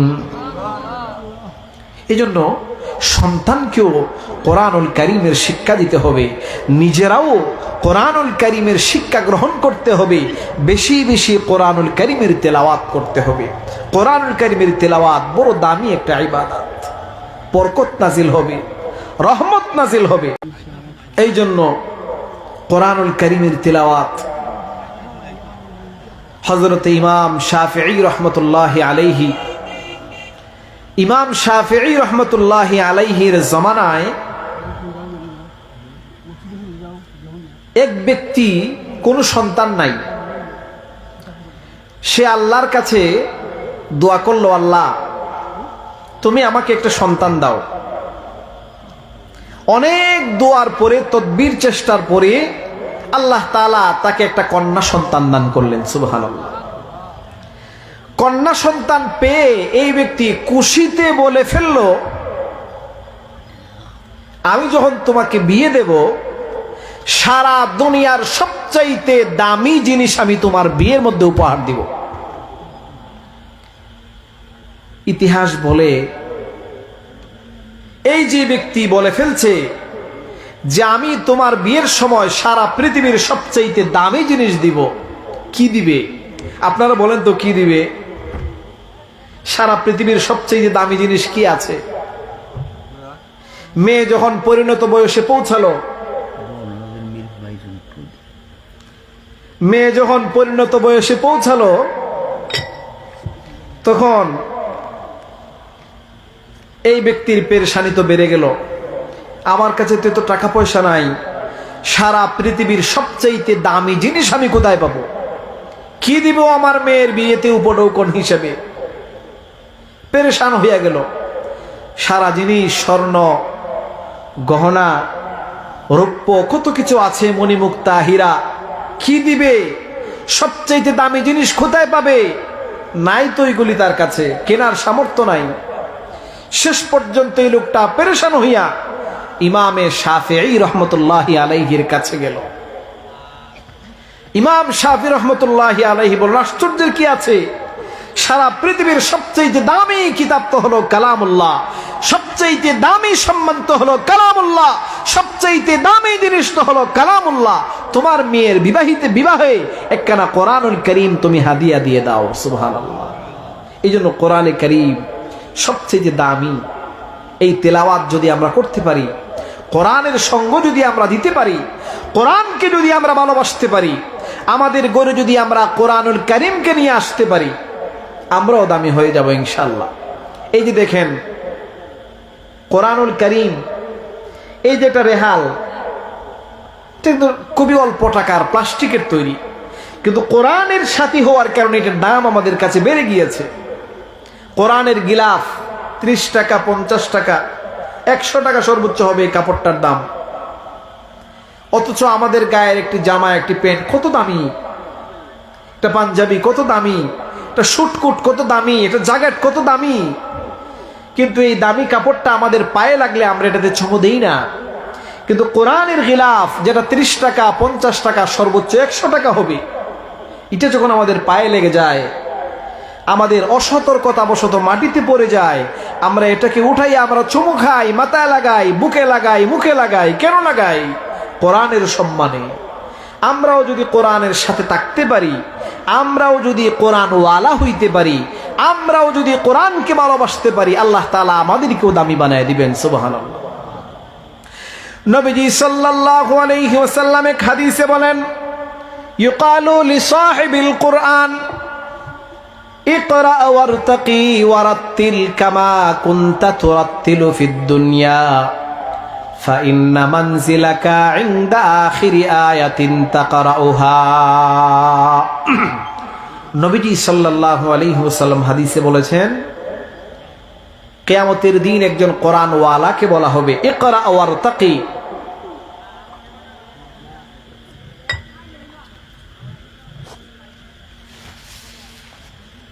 পড়তে থাকো আর চড়তে থাকো। ইকরা ওয়ারতাকি, পড়তে থাকো আর উপরে উঠতে থাকো। সুবহানাল্লাহ। নবীজি বলেছেন ইকরা ওয়ারতাকি ওয়ারাত্তিল, তারতিলের সাথে পড়ো, কোরআন তারতিলের সাথে পড়ো, আস্তে আস্তে পড়ো। কামা কুনতা তুরাত্তিলু ফিদ দুনিয়া, যেভাবে তুমি দুনিয়াতে পড়তে। এই হাদিস থেকে হযরত মুহাদ্দিসিনে কেরাম বলছেন, যারা দুনিয়াতে কোরআন পড়তে জানবে না তারা কিন্তু ওইখানে বিশুদ্ধ করে কোরআন পড়তে পারবে না। আল্লাহ বলছেন, নবীজি বলছেন কামা কুনতা তুরাত্তিলু ফিদ দুনিয়া, যেভাবে দুনিয়াতে তুমি তারতিলের সাথে কোরআন তেলাওয়াত করতে, আজকে তুমি ওইখানেও ওইভাবে কোরআন তেলাওয়াত করো। নবীজি বলেন ফাইন্না মানজিলাকা ইনদা আখিরি আয়াতিন তাকরাউহা, আল্লাহর জান্নাতের ওই জায়গায় তোমার ঠিকানা হবে যেখানে তোমার পঠিত আয়াতের সংখ্যা শেষ হয়ে যাবে, যেখানে পৌঁছে তুমি আর কোরআনুল কারীম তেলাওয়াত করতে পারবে না, ওই জায়গায় গিয়ে তোমার ঠিকানা হয়ে যাবে। এই হাদিসের ব্যাখ্যায় হযরত মুহাদ্দিসিনে কেরাম বলছেন, কেউ যদি অন্তত কোরআনুল কারীমের 10টা আয়াত তিলাওয়াত করে, সূরাতুল ফাতিহার ভিতরে তো 7টি আয়াত আছে, ইখতিলাফ আছে অবশ্য কতটি আয়াত, কেউ যদি 10টা আয়াত তিলাওয়াত করে, সেও কিয়ামতের দিন আল্লাহর জান্নাতের 10ম তলায় অবস্থান করবে। সুবহানাল্লাহ। কেউ যদি আল্লাহর কোরআনের 50টা আয়াত মুখস্থ করে, সেও আল্লাহর জান্নাতের 50তম তলায় অবস্থান করবে। কেউ যদি আল্লাহর কোরআনের 70টা আয়াত মুখস্থ করতে পারে, সেও আল্লাহর জান্নাতের 70তম তলায় অবস্থান করবে। কেউ যদি আল্লাহর কোরআনের 100টা আয়াত তেলাওয়াত করে, সেও আল্লাহর জান্নাতের 100তম তলায় অবস্থান করবে। কেউ যদি আরো বেশি আয়াত মুখস্থ করে, অর্থাৎ যে যত সংখ্যা পরিমাণ কোরআনের আয়াত মুখস্থ করবে, আল্লাহর জান্নাতের তততম তলায় তার অবস্থান হবে। এই জন্য কোরআনুল কারীম পড়তে হবে, কোরআনুল কারীম শিখতে হবে। কোরআনুল কারীমের তেলাওয়াত বড় দামি ইবাদত। কোরআনুল কারীমের তেলাওয়াত অত্যন্ত দামি একখানা ইবাদত। রাসূল করিম সাল্লাল্লাহু আলাইহি ওয়াসাল্লাম হাদিসে বলছেন, তোমাদের সন্তানদেরকে 3টা জিনিস শিখাও, 3টা জিনিস। আদ্দিবু আওলাদাকুম সালাস, 3টা জিনিস তোমাদের সন্তানদেরকে শিখাও।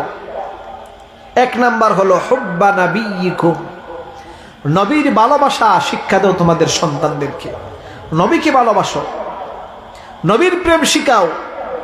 2 নাম্বার হলো ওয়া তিলাওয়াতাল কোরআন, কোরআনের শিক্ষা দাও। কেন? সন্তানকে যদি কোরআনের প্রেম শিখাইতে পারো, কোরআনের শিক্ষা যদি সন্তানকে দিতে পারো, এই হাদিসের শেষাংশে নবীজি বলেছেন, তোমার সন্তানকে যদি কোরআনের শিক্ষা দিতে পারো, এটাই তোমার জন্য কিয়ামতে তোমার নাজাতের উসিলা হয়ে যাবে। সুবহানাল্লাহ।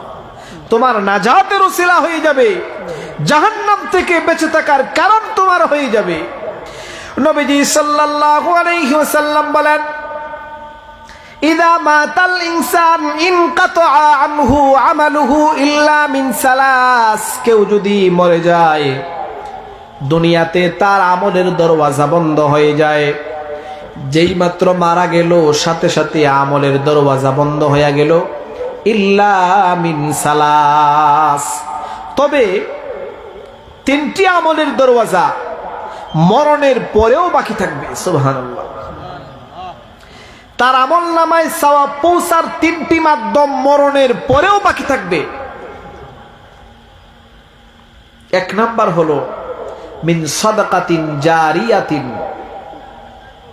সাদাকাতিন জারিয়াতিন, তুমি যদি কোনো সাদকায়ে জারিয়া করে থাকো, সাদকায়ে জারিয়া নিঃস্বার্থভাবে আল্লাহর জন্য একটা ব্রিজ করে দিয়েছো, সাঁকু তৈরি করে দিয়েছো, রাস্তা তৈরি করে দিয়েছো, একটা টয়লেট বানিয়ে দিয়েছো, অর্থাৎ সমাজ কল্যাণমূলক কোনো কাজ তুমি নিঃস্বার্থভাবে করেছো, মানুষ তোমাকে দাতা বলবে এই জন্য নয়, আল্লাহর জন্য। সাদকাতিন জারিয়া, দুনিয়াতে একটা সাদকায়ে জারিয়া করে এসেছো, তোমার মরণের পরেও যত মানুষ এই সাঁকো ব্যবহার করবে, ব্রিজ ব্যবহার করবে, রাস্তা ব্যবহার করবে, টয়লেট ব্যবহার করবে, টিউবওয়েল থেকে পানি পান করবে, কুয়া থেকে পানি পান করবে, পুকুর থেকে পানি পান করবে, সাদকাতিন জারিয়াতিন, যারা যারা তোমার এটা ব্যবহার করবে সকলের সওয়াব তোমার আমলনামায় পৌঁছে যাবে। সুবহানাল্লাহ। আর একটা হলো ওয়ালাদিন সালিহিন, একজন সৎ সন্তান যদি দুনিয়াতে রেখে আসতে পারো, একটা আলেম সন্তান যদি বানায়া দুনিয়াতে রেখে আসতে পারো, একটা কোরআনের শিক্ষায় শিক্ষিত করে যদি একটা সন্তানকে রেখে আসতে পারো, তোমার সন্তানটা কোরআনুল কারীমের শিক্ষা গ্রহণ করে দুনিয়াতে যত সন্তানকে কোরআনের শিক্ষা দিবে, যত মানুষকে কোরআনুল কারীমের শিক্ষা দিবে, তারাও যাদেরকে শিক্ষা দিবে, তারাও যাদেরকে শিক্ষা দিবে, এইভাবে তোমার সন্তানের ছাত্ররা, ছাত্রের ছাত্ররা, ছাত্রের ছাত্ররা, এইভাবে যদি তোমার সন্তান থেকে যদি অন্যরা কোরআন শিখে, ইলম শিখে, ইসলাম শিখে, সারা দুনিয়ার যত মানুষ শিখবে সকলের একটা সওয়াব তোমার আমলনামায় পৌঁছে যাবে। এই জন্য কোরআনুল কারীমের শিক্ষা, ইসলামের শিক্ষা, কোরআনের আমল বড় দামি আমল। এই জন্য নিজেকে কোরআনের সাথে গড়ে রাখতে হবে, নিজেকে কোরআনের প্রতি আনতে হবে। কোরআনুল কারীমের তেলাওয়াত আফদালুল ইবাদাত, সর্বোত্তম ইবাদত কোরআনুল কারীমের তেলাওয়াত। আফদালুল যিকরি তিলাওয়াতুল কোরআন, সর্বোত্তম তেলাওয়াত হলো কোরআনুল কারীম। আমরা বলছিলাম সামনে রমজানুল মুবারকের মাস আসতেছে, এই মাসে কোরআনের মাস, নুজুলে কোরআনের মাস, এই মাসটাকে দামি বানাইলেন আল্লাহ তাআলা কোরআনুল কারীমের মাধ্যমে। যেহেতু এই মাসটাতে কোরআন নাজিল হয়েছিল, এই জন্য এই মাসটাকে আল্লাহ তাআলা দামি বানিয়ে দিয়েছেন। এই মাসে অনেকগুলি গুরুত্বপূর্ণ আমলের একটি আমল হলো বেশি বেশি কোরআন তেলাওয়াত করা। আরো আমল আছে এই মাসে, যে কোনো আমল করবেন একে 70 গুণ সওয়াব পেয়ে যাবেন। সুবহানাল্লাহ। এই মাসে যদি কেউ একটা ফরজ বন্দেগী করে, 1 রাকাত ফরজ নামাজ পড়লে রমজান মাসে, অন্য মাসে 70 রাকাত ফরজ নামাজ পড়লে যেই পরিমাণ সওয়াব হবে, রমজানুল মুবারকের ভিতরে 1 রাকাত ফরজ নামাজ পড়লে আল্লাহ তাআলা আমলনামায় ওই পরিমাণ সওয়াব দান করবে। অনেকগুলি ফজিলত আছে এই মাসের, অনেকগুলি আমল আছে। একটি আমল মাত্র হলো কোরআনুল কারীমের তিলাওয়াত। কোরআনুল কারীমের তিলাওয়াত শুধুমাত্র রমজান মাসে খাস নয়, সারা বছরে কোরআনুল কারীম তিলাওয়াত করবেন। আমরা যেহেতু রমজানুল মুবারককে কেন্দ্র করে আলোচনা শুরু করছিলাম, এই জন্য বলছি রমজানুল মুবারকের মাসে বেশি বেশি ইস্তেগফার করবেন, বেশি বেশি সুবহানাল্লাহ পড়বেন, বেশি বেশি আলহামদুলিল্লাহ পড়বেন, বেশি বেশি দোয়া ও ইস্তেগফার পড়বেন। হাদিসে এসেছে নবীজি সাল্লাল্লাহু আলাইহি ওয়াসাল্লাম বলেন, লা ইয়াতাহাসসারু আহলুল জান্নাতি ইল্লা আলা সাআতিন মাররাত বিহিম লাম ইয়াযকুরুল্লাহ তাআলা ফিহা। নবীজি বলেন, দুনিয়াতে যে সকল মানুষ কিয়ামতের দিন আল্লাহ তাআলার যে সকল বান্দারা আল্লাহর জান্নাতে যাইতে পারবে, আল্লাহর জান্নাতে যাওয়ার খুশনসিব যাদের হবে, জান্নাতে যাওয়ার পরে কোনো মানুষের কোনো আফসোস থাকবে না, এটা পেলাম না, ওটা পেলাম না, ওটা দেখলাম না, ওটা হলো না, ওই রকম আফসোস থাকবে না। নবীজি সাল্লাল্লাহু আলাইহি ওয়াসাল্লাম বলেন, আল্লাহ তাআলা কোরআনে নিজেই বলেছেন, ওয়ালাকুম ফিহা মা তাশতাহি আনফুসুকুম ওয়ালাকুম ফিহা মা তাদউন। জান্নাতে যদি যাইতে পারো, জান্নাতে গেলে পরে যা চাইবে আল্লাহ তোমাকে তাই দিবেন। সুবহানাল্লাহ। নবীজি বলেন, আল্লাহর যে সকল বান্দারা জান্নাতে যাইতে পারবে, জান্নাতে যাওয়ার পরে জান্নাতের নাজ নিয়ামত সুখ সৌন্দর্য দেখার পরে কোনো মানুষের কোনো আফসোস থাকবে না, কোনো চাহিদা থাকবে না, এটা পেলাম না, ওটা পেলাম না, ওটা হলো না, ওটা দেখলাম না, এইরকম কোনো আফসোস থাকবে না। ইল্লা আলা সাআতিন, তবে মানুষগুলি একটা জিনিসের জন্য আফসোস করবে জান্নাতে যাওয়ার পরেও।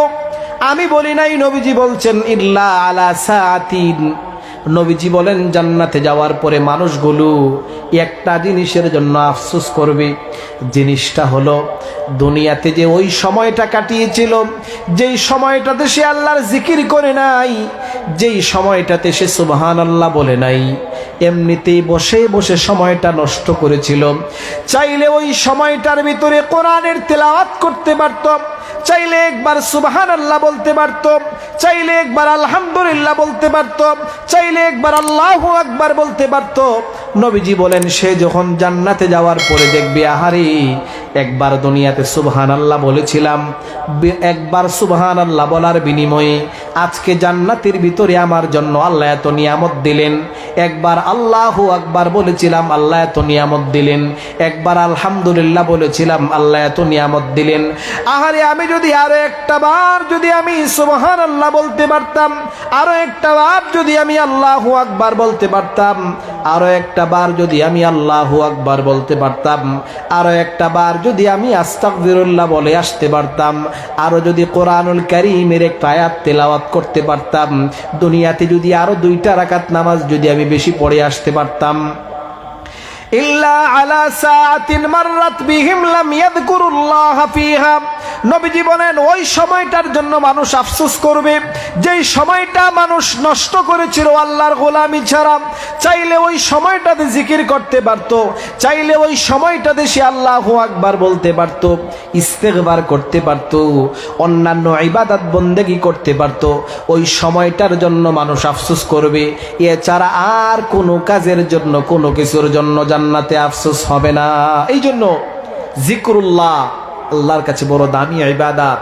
সামনে রমজানুল মুবারকের মাস আসতেছে, এই মাসে যেন আমরা বেশি জিকিরও করতে পারি, ইস্তেগফার যেন করতে পারি, তাসবিহাত যেন পড়তে পারি। ইস্তেগফারের বড় দাম আল্লাহর কাছে। ইস্তেগফার, আস্তাগফিরুল্লাহ, ইস্তেগফার এটার বড় দাম, বড় দামি ইবাদত। আমি শেষ করে ফেলবো আলোচনা। আমাদের বরনার পীর সাহেব হুজুর আমাদের খুবই কাছাকাছি চলে আসছেন। হুজুর ইনশাল্লাহ আসবেন, মোনাজাত দিবেন, আমরা একসাথে ইনশাল্লাহ বাড়ি ফিরবো। হয়তোবা আজকের এই মাহফিলটা আমাদের অনেকের জীবনের সর্বশেষ মাহফিল হইতে পারে। হয়তোবা আগামীকালের সূর্য আমরা নাও দেখতে পারি। আল্লাহ তাআলা আমাদেরকে মাফ করুন, আমরা বলি আমিন। সম্মানিত হাজিরিন, যে কথা বলছিলাম, ইস্তেগফারের বড় দাম।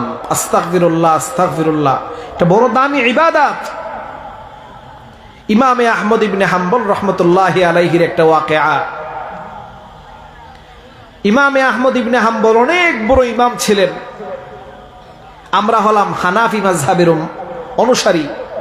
দুনিয়াতে 4টি মাযহাব আছে, হানাফি, মালিকি, শাফিঈ, হাম্বলি। আহমদ ইবনে হাম্বল অত্যন্ত দামি একজন বুজুর্গ ছিলেন, বহুত বড় মুহাদ্দিস ছিলেন। ইমামে আহমদ ইবনে হাম্বল একখানা হাদিসের কিতাব লিখেছেন, মুসনাদে আহমদ। হাদিসটা আমাদের দেশে অহরহ পাওয়া যায়। এই কিতাবের ভিতরে 40,000-এর বেশি হাদিস তিনি এনেছেন। কত বড় মুহাদ্দিস ছিলেন ইমামে আহমদ ইবনে হাম্বল রহমতুল্লাহি আলাইহি। উনি উনার জমানার সবচেয়ে বড় বুজুর্গ, সবচেয়ে বড় মুহাদ্দিস, সবচেয়ে বড় ফকি, সবচেয়ে বড় আল্লাহওয়ালা ছিলেন। এখন যেভাবে আমরা মাদ্রাসায় পড়াই, ওই রকম ব্যবস্থা ওই সময় ছিল না। আমার কথা বোঝেন আপনারা? আগের জমানাতে বিভিন্ন মসজিদে নামাজের পরে উপস্থিত জনতাকে, মুসল্লিদেরকে হাদিস শিখানো হতো। নামাজের পরে মানুষেরাও বড় আগ্রহ করে মসজিদে বসতেন হাদিস শিখার জন্য। ইতিহাস বলে ইমামে আহমদ ইবনে হাম্বল রহমতুল্লাহি আলাইহি এক জায়গায় সফরে গেছেন। ওনার সাথে হাদিসের পাণ্ডুলিপি আছে, মুসাফিরের হালতে আছেন তিনি। এক মসজিদে ঈশান নামাজের সময় হইয়া গেলে তিনি রাতে মসজিদে থাকতে চাইলেন। মসজিদের খাদেম বড় আদবের সাথে বললেন, হযরত, এই মসজিদে থাকার কোনো ব্যবস্থা নাই।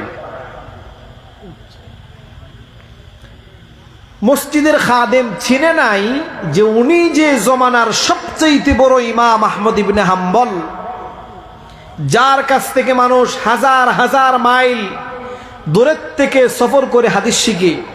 তিনিও বলেন নাই যে আমি আহমদ ইবনে হাম্বল। আমরা হলেতে বলতাম আমি সবচেয়ে বড় পীরে দেশের, সবচেয়ে বড় বুজুর্গ, সবচেয়ে বড় অমুক তমুক, এগুলো আমরা বলে বেড়াতাম। আমরা মেহেরবানি করে একটু সামনে আগায় বসে, আল্লাহ তাআলা বরকত দান করুন, মেহেরবানি করে আমরা সামনে আগাই। এখনো পর্যন্ত যারা পথে ঘাটে আছেন মেহেরবানি করে আইসা পড়েন। হয়তোবা আজকের শেষ মোনাজাতি আমাদের সকলের নাজাতের কারণ হইতে পারে, আমরা বলি আমিন। ইমামে আহমদ ইবনে হাম্বল মসজিদের খাদেমকে বললেন, ভাই রাত তো অনেক হয়ে গেছে, আমি এখন কোথায় যাব? ইমামে আহমদ ইবনে হাম্বল বললেন, ভাই আশেপাশে কি কোনো বাজার আছে, টাকার মতো ব্যবস্থা আছে? মসজিদের খাদেম বললেন, মুসাফির ভাই পাশে একটা বাজার আছে, আপনি চাইলে ওখানে থাকতে পারেন। বর্ণনাতে পাওয়া যায় ইমামে আহমদ ইবনে হাম্বল রহমতুল্লাহি আলাইহি ওনার সফরের সকল সামানা নিয়া, কিতাবের পাণ্ডুলিপি নিয়া তিনি বাজারে চলে গেলেন। বাজারে যাওয়ার পরে তিনি দেখতে পেলেন একজন খাব্বাজ, রুটি বিক্রেতার দোকান।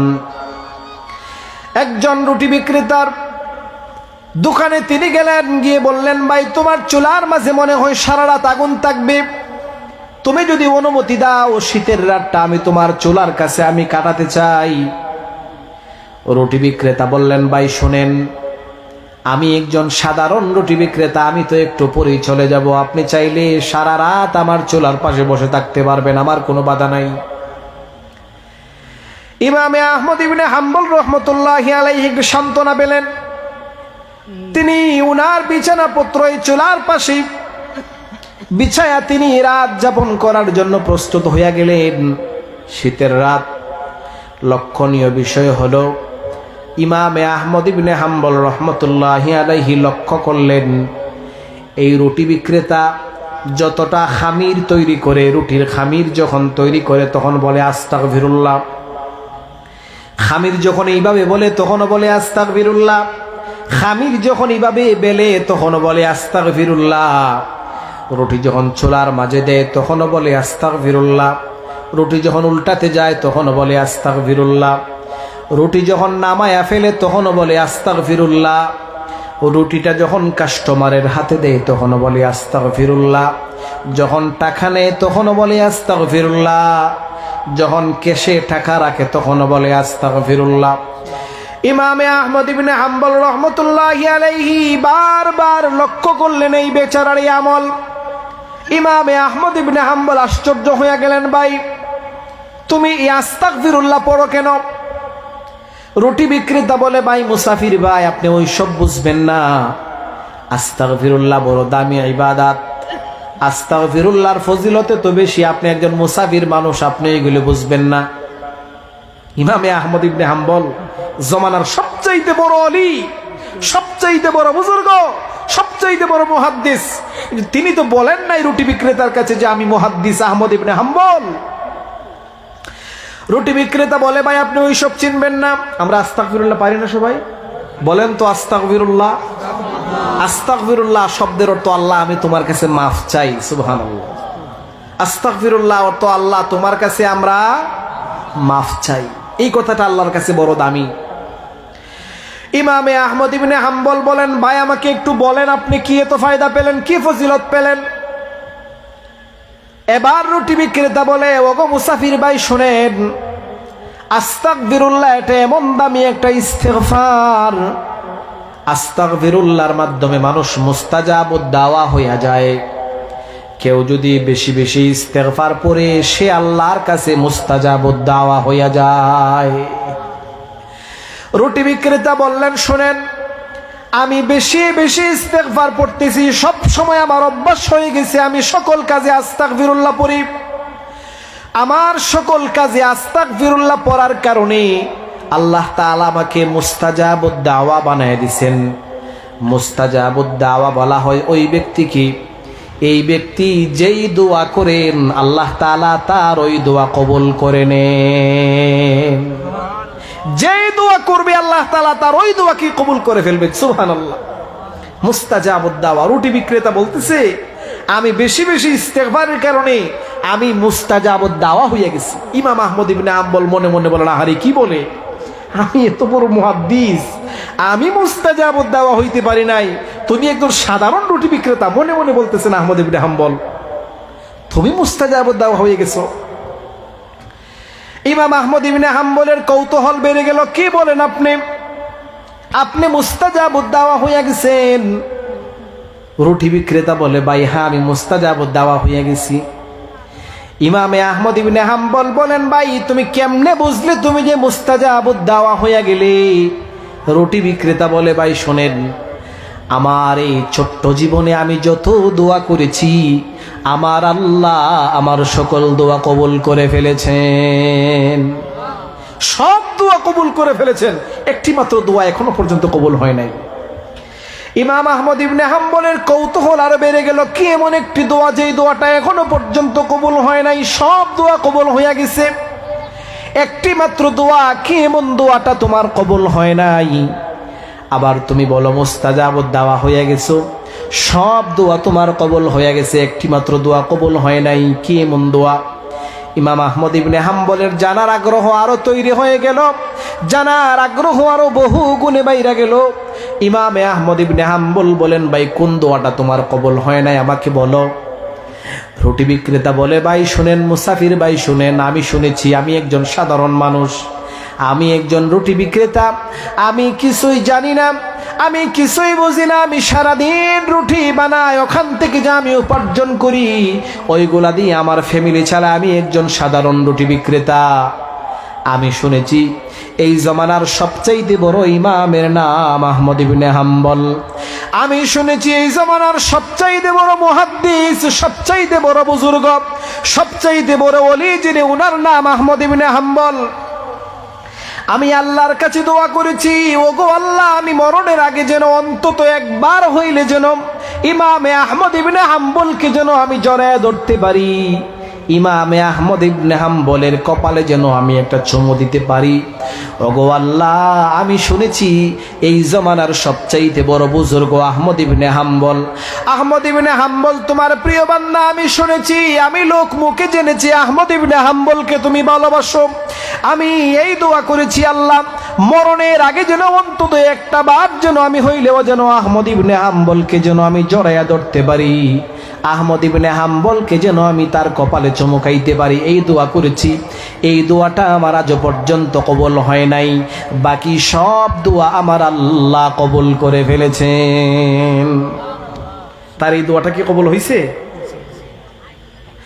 ইতিহাস বলে ইমামে আহমদ ইবনে হাম্বল সাথে সাথে দাঁড়াইয়া গেলেন, দাঁড়াইয়া ওই রুটি বিক্রেতাকে জড়াইয়া ধরলেন, আর ধরে বললেন, ভাই রুটি বিক্রেতা, আমার আল্লাহ তোমার এই দোয়াটাও কবুল করেছেন।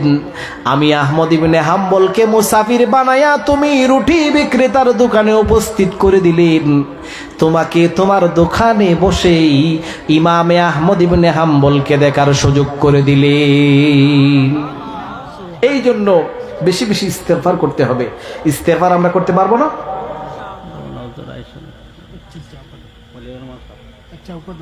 এই জন্য এই রমজানুল মুবারকের মাসে বেশি বেশি ইস্তেগফার করতে হবে, বেশি বেশি দরুদ পড়তে হবে, বেশি বেশি কোরআনুল কারীমের তেলাওয়াত করতে হবে, বেশি বেশি নফল বندگی করতে হবে। রমজানুল মুবারকের আরো যে কয়টা দিন বাকি আছে, ওই দিনগুলিতে সাংসারিক সকল কাজ সীমাবদ্ধ করে আনতে হবে। রমজানটাকে হাদিসে বলা হয়েছে লিআন্নাহু ইয়ারমিদুদ দুনুবা। রমজানকে রমজান বলা হয় কেন? রমজানকে রমজান বলা হয় এই জন্য, কারণ রমজানুল মুবারকের মাসের কারণে, রমজানের কারণে আল্লাহ তাআলা মানুষের গুনাহকে আল্লাহ তাআলা জ্বালিয়ে দেন রমজানের বরকতে। আমাদের গুনাহগুলি মাফ হয়ে যাবে রমজানের বরকতে। রমজানে ঘুমিয়ে থাকলে গুনাহ মাফ হবে না, রমজানে ইবাদত বন্দেগী করতে হবে, রমজানুল মুবারকের মাসে আল্লাহর কাছে চাইতে হবে, রমজানুল মুবারকের মাসে তওবা ইস্তেগফার করতে হবে, তাহলেই হয়তোবা আল্লাহ তাআলা আমাদের জীবনকে পরিবর্তন করে দিতে পারেন। সম্মানিত হাজিরিন, এই জন্য বেশি বেশি আমরা ইস্তেগফার করব এবং সুন্নতের পাবন্দ আমরা করব, সুন্নত পালন করব। আজকে বড় আশ্চর্যের সাথে বলতে হয়, আমার কথায় যুবক বাইরে রাগ করবেন না। এমন ভাবে চুল রাখে, দেখলে বোঝা যায় না এটা কি কোনো মুসলমানের সন্তান নাকি কোনো বিধর্মী। দেখলে চিনতে পারা যায় না। পোশাক দেখলে মনে হয় না সে কি কোনো মুসলমানের সন্তান নাকি কোনো বিধর্মী। আজকে আমাদেরকে দেখলে চেনা যায় না আমরা কি কোনো মুসলমান নাকি কোনো বিধর্মী। এই জন্য সুন্নত দিয়ে জীবনটাকে সাজাতে হবে, নবীর রঙে আমাদেরকে রাঙাতে হবে, সুন্নতের অনুসারী হতে হবে, সুন্নতের পাবন্দ হতে হবে, মেসওয়াক করতে হবে, মেসওয়াক লাগবে। এগুলি সুন্নাত। নবীর সুন্নাত গুলিকে খুঁজে খুঁজে সুন্নত অনুযায়ী নিজের জীবনকে সাজাতে হবে, সুন্নত দিয়ে নিজের জীবনটাকে গড়ে নিতে হবে, সুন্নত দিয়া ফ্যামিলিকে সাজাতে হবে, নিজেকে সাজাতে হবে, পরিবারকে সাজাতে হবে, দেশকে সাজাতে হবে, সমাজকে সাজাতে হবে, একেবারে সব কিছুকে সুন্নত দিয়া ভরপুর করে দিতে হবে। এই রমজানুল মুবারকের মাসটাতে সময়কে নষ্ট না করে ইবাদত বন্দেগীর মধ্যে সময়টাকে লাগাতে হবে, কাজে লাগাতে হবে। সম্মানিত হাজিরিন, যা কিছু বলা হলো আল্লাহ তাআলা আমাদের সকলকে আমল করার তৌফিক দান করুন।